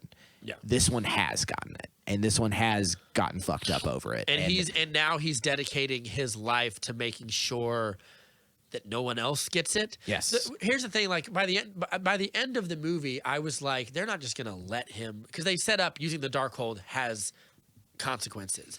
And then Doctor Strange, he uses it by using the other Doctor Strange, which we'll get to in a second. But like he uses it, and then I was like, so are there not going to be consequences? And I was like, nope, there's definitely consequences at the end. Basically, you get an extra eye. I don't know what that means. We'll know what that means, but it means something. Either way, this one is sad strange. It's some good Cumberbatch acting in that, them talking to each other. I really thought it was going to be, you need to watch What If, because there was a great series of Doctor Strange episodes where instead of losing his hands, he lost Christine. And he goes down a wormhole of trying to bring her back and fucking with time. And what he does is he becomes so powerful that like he makes pacts with demons. He has like tentacle arms and stuff. And he is like, it's a very tragic episode. So at the end, when this quasi-multiverse Avengers, which features like Iron Man, Killmonger, and Star-Lord T'Challa, and Captain Carter, and crazy Doctor Strange, and the Watcher all come together, and they have to fight like Infinity Gauntlet Ultron, essentially. It's fucking awesome. And the way Doctor Strange... It's sad because he's violated so many rules of the multiverse. The Watcher says, I can't let you come back. You have to stay here and make sure they stay. Because you know how he contains spells? Like in No Way Home? He does that to Ultron. And he just leaves him in a pocket universe. And basically, this sad version of Doctor Strange, and he goes, like, it's not fair. The Watcher says that to him, like, I know it's not fair that you've suffered a lot. And he goes, but you have to stay here. And he goes, it's all right. I understand. Like, I've made my peace with this. And he just has to sit there forever, watching them, making sure they don't break out. I thought for sure it was going to be this guy. I was so willing to bet money on it because it was they make so it's many so specific. They make so many. And it's already been put into it just got really out of hand. Like I was like, that's exactly what happened. But yeah, I thought surely that was going to happen. That's another sad strange. Because that guy also taps into dark magic and he can't control all these dark forces around him. So I felt like it's exactly like that. Also, they have a cool fight using like classical music. Oh yeah, over back to this. Yes, I thought that was really cool. Like, yeah, me too. Like he uses the harp and the notes become like little knives and everything. I thought like under the hands of another director that would be really dumb, but Raimi made it work. Raimi makes it kind of cool. Yeah, because the score plays with the motions, and I'm like, yeah, cool. Wish there was more of this. I wish all the magic. It does kind of come out of nowhere. Like, why just these two? It is a weird. It's like, is he he's not. I mean, he plays piano, but he's not like the most musical Avenger. I'm like, I feel like that would be something from Black Bolt because he deals with sound and stuff. But like, so eventually, our Strange wins. He throws that one on. That one gets thrown out a window and gets impaled on a. It's very Sam Raimi. Braveheart style, like onto a big old spike. It's and of course we cut to Rachel McAdams like it's great. Yeah. And that's when he's like, I'll have to dream walk to myself there, but how do I figure it out? I know what to do. Well, no, what he does is he goes, he's like, what I'm going to need to do is like, I'm going to have to use the Darkhold. And he goes, but you can't dream walk. Didn't you come from your universe? Like, there's not a Doctor Strange alive in your universe now. And he goes, he opens one eye and goes, who says he has to be alive? Then, then it comes out. I looked at you like this. And I was just already, like I said, grinning ear to ear. We get... he summons a bunch of demons. Yes. Well, also, this Strange looks like it came out of the Thriller music video. Yeah, he aged. He has decomposed a lot. Yes. In a very short amount of time. Again, he looks like Bruce Campbell, like zombie Bruce Campbell in Evil Dead. Evil Dead, and he also looks like Liam Neeson in Darkman. He talks like Darkman. Yeah. Where he's got half his mouth is just like, Christine, you have to listen to me. And I'm like, bravo, this is great. He summons a bunch of demons from hell, or he challenges a bunch of demons from hell, and they come up like, Strange, you can't do this, and he's like, I'm gonna just figure you out. We're gonna turn you into wings. Yeah, it turns he makes like they become like his minions, and he gives Wanda a good old thrashing. He flies across the thing with a bat wings of demons as a corpse. Arms. It's the shit I'm here for, man. Yeah. It's real metal. Again, this latter half it's of the coolest movie, death metal album cover I've ever seen. On the wings of demons, my corpse flies to fight the Scarlet Witch. Yeah. That's exactly what it sounds happening. like a Dio Dio. Yeah, exactly. It's like a Rainbow in the Dark. And he lands. Oh, Wong's still alive. He got thrown off the cliff, but he's still alive. Rewrite the screenplay. Yeah. A lot of wasted effort here. Like, just don't kill Wong. Yeah, don't try to. Well, or just like have him like imprisoned on a wall. Yeah. Then he gets have him like on Solo, just frozen carbonite. And then Strange sets him free, and then they fight together, or whatever. But Wong takes out the demons. Yes, it's a lot of fun. A lot of fun. He tricks a few of them. I do think that's a good thing to have something for him to do because they're big, cool, scary creatures. But the person who actually beats Wanda is Chavez, right? Well, it is Chavez, but it's Wanda. Yeah, Wanda realizes it because. So he's talking because it's when he's losing, he gets whooped as well and is like down to like a little bit, and he's talking to America Chavez, and of course she's got the corpse like, you have to do this, and I'm like, she's like, I can't. And he's like, yes, you can. And she figures it out. She controls it. And then the other Wanda comes to her and tells her, it's okay. These kids will be loved. It's the best solace you can really hope for at this point. Frankly, it's probably more than Wanda deserves at this point. Again, it's a tough. Where she decides to let the thing fall on, like let the temple fall on her. I don't believe she's dead. Of course not. Of course not. No, no body, no dead. I don't believe it. I said it when Wong fell. I'm like, we don't see a body, he ain't dead. Yeah. That's kind of how the event. Yeah, that's kind of how it works. Yeah. If I don't see a corpse, but if you see Nick Fury's body, he's not dead. It's a lie, right? Because he's a liar. Because he cannot die. But so anyway. She dies. America decides to stay with Wong at the sanction and train a little bit and stuff. With everybody else. Yeah. Wong's sitting Minotaur's there. Wong's sitting there just like, it's all coming together. I'm gaining all kinds of new students. Yeah. That's all he cares about. He wants to. Oh, by the way, that tuition fee has gone up a little bit, but it's okay. I have a work program you can. What, you want college tuition to be free? What are you, some kind of socialist? That's Wong's weird thing he's on, tuition. The tuition fees. The tuition fees. Does that Minotaur have to pay? Can that Minotaur? He pays in chickens. Leave him alone. He's the cook. He comes from a different culture. Also, all those other students are still dead. I mean, yeah, most of them. I'm sure a lot of those ones students, that died. the ones that died are still like, yeah, if we ever see that Wanda person again, we're not going to be happy. Yeah. The Minotaur's probably unhappy. Like, I lost some friends that day. Yeah. All your friends are Minotaurs. I'm capable of making friends outside of my species. And we cut back to New York City. Everything's jazzy. Oh, we also get that. We get that moment between Strange and Wong where he asks, and he asks, well, yes, that too. But before that, we get because he has to leave her before he goes to fight, or whatever, or before he leaves, and he says to Wong, like, "Are you happy?" And he goes, "You know, I struggle with my stuff day and day, just like everybody else." And he goes, "What matters is that he didn't say this verbatim, but he said something like it. It's like, what matters is that you just keep moving forward, and you'll probably be okay." And I was like, that's really good. If we didn't have those moments, I probably would have docked a point from this movie. Right. Because a little bit of humanity, a little bit of these characters. A little bit of humanity goes a long way for me. They're friends. They are friends. They've been through so much together at this point. They are buddies. It's nice to have that, and they're buddies. There's no thing with it. And then Doctor Strange gets an eye. He gets the third eye. Doctor Strange is bebopping and scatting down the street like, hey, everything's fine. Eye! And then we get another post-credit scene of where Charlize Theron shows up and she's a lady with white hair who looks a little bit like Sindel from Mortal Kombat. And then they're like, we got to talk. We need to go talk to. There's an incursion happening. Yeah, you're the incursion. Incursions are happening. This character. Yeah, I don't know anything about her. Marvel's post-credit scenes are starting to suck. I'm gonna say it right now. I don't know anything about them, and I don't know what they're intending to set up. Remember, like when you saw like, oh, the Collector at the end of Thor or something, like, oh, it's setting up Guardians of the Galaxy or whatever. Now you're just like, I don't know who this is. Who are you? At the end of Eternals, Harry Styles shows up, and I'm like, I don't know who this dipshit is. Like, I don't know. What I do know is that he sold Olivia Wilde from Jason Sudeikis, my sweet man. And I won't stand for it or whatever. So Clea, yes, is been a character for a long time. She is Doctor Strange's lover, Doctor Strange's eventual wife. She's a sorceress.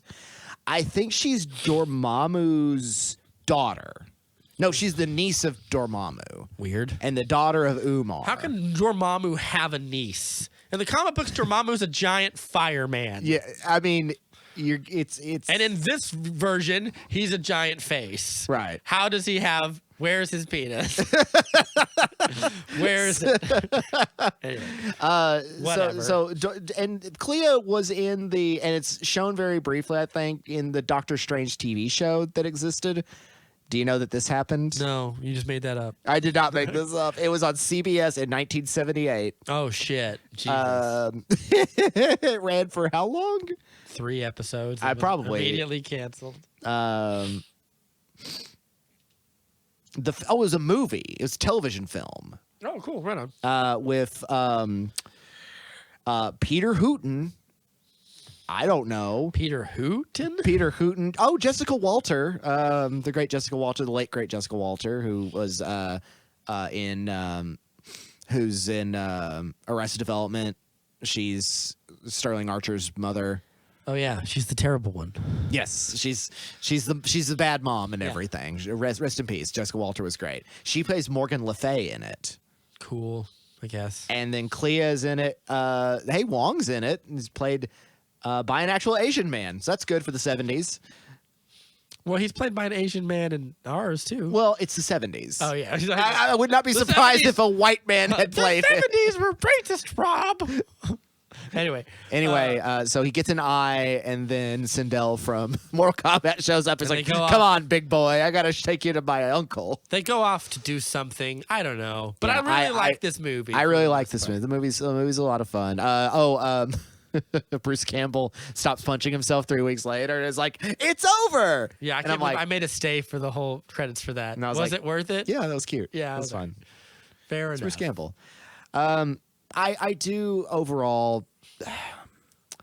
I think I agree with the director. I think I agree with Sam Raimi in that the story feels unable to just be its own thing because it is connected on both ends to the stories that have set it up and the stories that are going to come.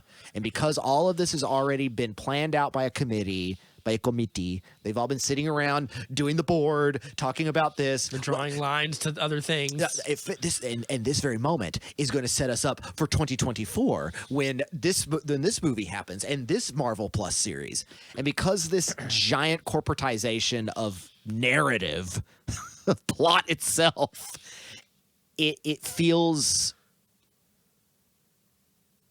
Oh, it's yeah. I was like, the door to the closet was slowly and ominously opening. Kevin Feige, are you slandering my great world building? He comes through and just cracks my neck. Because of that, it can't. It only briefly gets to be something unique, which is this is the horror one. Yeah, I agree. But it's as much of the horror one as, you know, Winter Soldier is the spy thriller one. Guardians of the Galaxy is the space opera one. I would argue it's more the horror one than Winter Soldier is the spy thrillery one, because it gets to do things that I think are unique to horror. Yes. Whereas the spy thriller one is just like, oh, it's government conspiracy. I mean, like, whatever. We got Robert Redford in it, so it kind of feels like a 70s spy thriller. And it's like, whatever. It really doesn't. I see the influence, but it's not. No one's sitting in a phone booth like saying like I need codes for Safe House 76. No one's picking up the phone and being like the whippoorwillow is inside the basket tree. No one's meeting in a park. No one's meeting in a park dropping suitcases off. Yeah. There's fighting, guns and shields and metal arms. And yes, it's fine. But I think that this one is at least more unique most of the time than those movies get a chance to be, and because of that I kind of flashes of stuff that's... I also appreciate turning the air on. And I'll say, you know, one of the things is even though the characterization of her being so bound to WandaVision's story and also being like, she came out of that being kind of like, is this a character that we can redeem, to being like, no, she's going to be a principal villain, and them still being like, we can't quite do it, so she's still going to have to be redeemed. In the middle half, Elizabeth Olsen gets to deliver a great unhinged performance. Yeah. She's having a good time being just like, I'm fine, everything's fine. Twitch, kill you, twitch. And I'm like, yeah, that's pretty nice. It's a different take, because she easily could just be, and now I'm the evil sorceress Rita Repulsa. Instead, she's, I know what I want, Steven, and I'm gonna get it. Yeah, my favorite. It's a little like I want to see. It's a little Fatal Attraction, and I like that. I want to see a little bit of her like behind the scenes. Like, did you have fun doing this? Like, I had a blast doing this. Yeah, I would love. Like, my favorite line is like, "You saved the world and get a statue. I saved the world and I'm a monster." And she goes, "It doesn't seem fair." Like, she's very like just on the edge. Like, yeah, like I said, it's Fatal Attraction. I will not be ignored. Dan. She is George Costanza's anxiety. That's what she is in this movie. God is punishing me today. I just want to say my kids. Yeah, but it's a good movie. It's a good movie. It's good enough. I will say the last thing I'll say is what would have made the Wanda situation better. Yeah. Throw in another villain. Throw in another force. Throw in Mephisto or something. Throw in a minor demon. A lot of people said that that's what they thought it was going to be. Yeah, and that way she is not completely the onus to all the suffering that happens in the film. We can all trace it back to, the devil spoke into her ear, and it's literally the devil. And it's like this. She fell for it again, the same way she fell for it with Agatha Harkness. And it's her desperation to be loved, and her desperation to feel with somebody in her life does not leave her, which has been all of her life. Is people have left her parents, and then her brother, and then her lover, and then her children. And it's like, so she is at her Christian weakest when the devil is at his Satan strongest. And I think that would have been better than just, it's a book. The book's bad. And then we cross in Ghost Rider, because Ghost Rider is also under contract to Mephisto, and her and Ghost Rider fight. I mean, I'm with you. I'm not saying no. I'm like, hell yeah. Actually, we can't do that because this universe technically already has a Ghost Rider. It's Robbie Reyes. It's in Agents of S.H.I.E.L.D. It's okay. All right. That's okay. It's pretty cool. Like, when he shows up, it's pretty cool. It's like, hey. It's the coolest thing Agents of S.H.I.E.L.D. ever did was, like, include their version of Ghost Rider. And we briefly see Johnny Blaze give him the thing, like, or whatever, because Robbie Reyes drives, like, a hot rod. Right. Or whatever. That's cool. But Mephisto is the one who's responsible for creating Ghost Rider, essentially. Yeah. But like, I think that sometimes it's okay to like let your heroes wrestle with consequences. I need to see what they're gonna do after this to know if I would have wanted that. Like, if I want her redeemed, like it's all her. It's none. Well, it's also none of the consequences matter. How long are they going to keep the idea of like, no, she's dead? Like, how long are they going to bullshit us on that? Or are they going to just say, no, she's dead? I think that would be a huge problem, and just be like, no, she's dead, and it's like. I think I would want to hear how Elizabeth Olsen feels about it. Yes. Because I feel like between WandaVision and this movie, and I guess even the end of Avengers Endgame, they kind of leave a lot of threads open. Like, what does Vision say? Like, this is us saying goodbye. And he goes, but we've said goodbye before, and we said hello again, or whatever. So, like, maybe this isn't our end. Or whatever. You're kind of implying. And you've already introduced the multiverse where it's like every possibility has happened, will happen, has not happened, and will never happen again. Yeah. All through the spectrum of all that stuff. Yeah. So, like, I'm just curious. Like, maybe America Chavez is like, maybe I need to go make things right. And she has her own adventures in the multiverse. Or just have, like, Kang the Conqueror, like, comes to, like, Earth and is just like, hi, I'm the villain of this arc. Hi, I will be the villain for the next 6 to 7 movies or whatever. And then, like, in order to defeat him, they have to bring out all the big guns, including Wanda buried under all these rocks. Right. Maybe we find her and she's literally just sitting under the pile of rubble, just being like, I'm just gonna sit here for a while, depressed and angry. Hey, Wanda, you okay? You okay? You want to come out? Okay. Well, we're gonna go get something to eat. Would you? Okay. I was surprised. Last thing I'm going to say, and then we're going to wrap it up, and we can talk Moon Knight. Talk a little bit about Moon Knight. Is I was surprised they didn't do a Kang the Conqueror reference here. Yeah. So Kang the Conqueror, as I've said before, is a descendant, or what's before? Ancestors beforehand, descended is later. He is a descendant of Reed Richards from very far in the future. Yes. And I was really certain that, like, because we're talking about multiverses, that he's a very multiversal type threat. And I was sure Jonathan Majors is going to be him in Ant-Man and the Wasp 2. What's it called? The Phantasma? Quantumania? Quantumania? The Phantasm of the Quantumania? One of those names. It's like Ant-Man something. and the Wasp, Quantum Mechanics or whatever. Quantum Theory. Tachyons. I am tired of Earth, of these people. I don't know. I'm tired of Earth. Anyway, but like, I am tired of this family. There matters. Yeah, but he's definitely going to like be a villain, and if he's just a villain for one movie, huge mistake because we have the Fantastic Four right around the corner. So like, yeah, like I was certain that we were gonna get like. I have like when he was like, I have seen John Krasinski was like, I've seen the dangers of like tampering with the multiverse firsthand.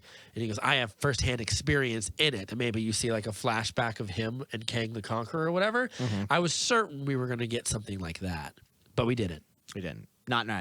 Would have been cool. Because like Jonathan Majors said, like I'm playing the long game. Like I'm from Loki to here. Like I'm a long game. I got everything all figured out, man. Anyway. Yeah. So that was a Multiverse of Madness. That was a good movie. There was some multiverse, just a little bit of madness. Could have used more of both. Yeah, a little more of both, but surprisingly good for how much more I wanted from it. They took my multiverse and they simmered it in just a little bit of madness. Yeah, I wanted plenty of Doctor Strange. I wanted a bigger helping of multiverse. Yes, and then I wanted it stewed in madness overnight. I want a marination of madness. Yeah. The multiverse is marination of madness. Yes, very good. Well, I have nothing to say. Yep.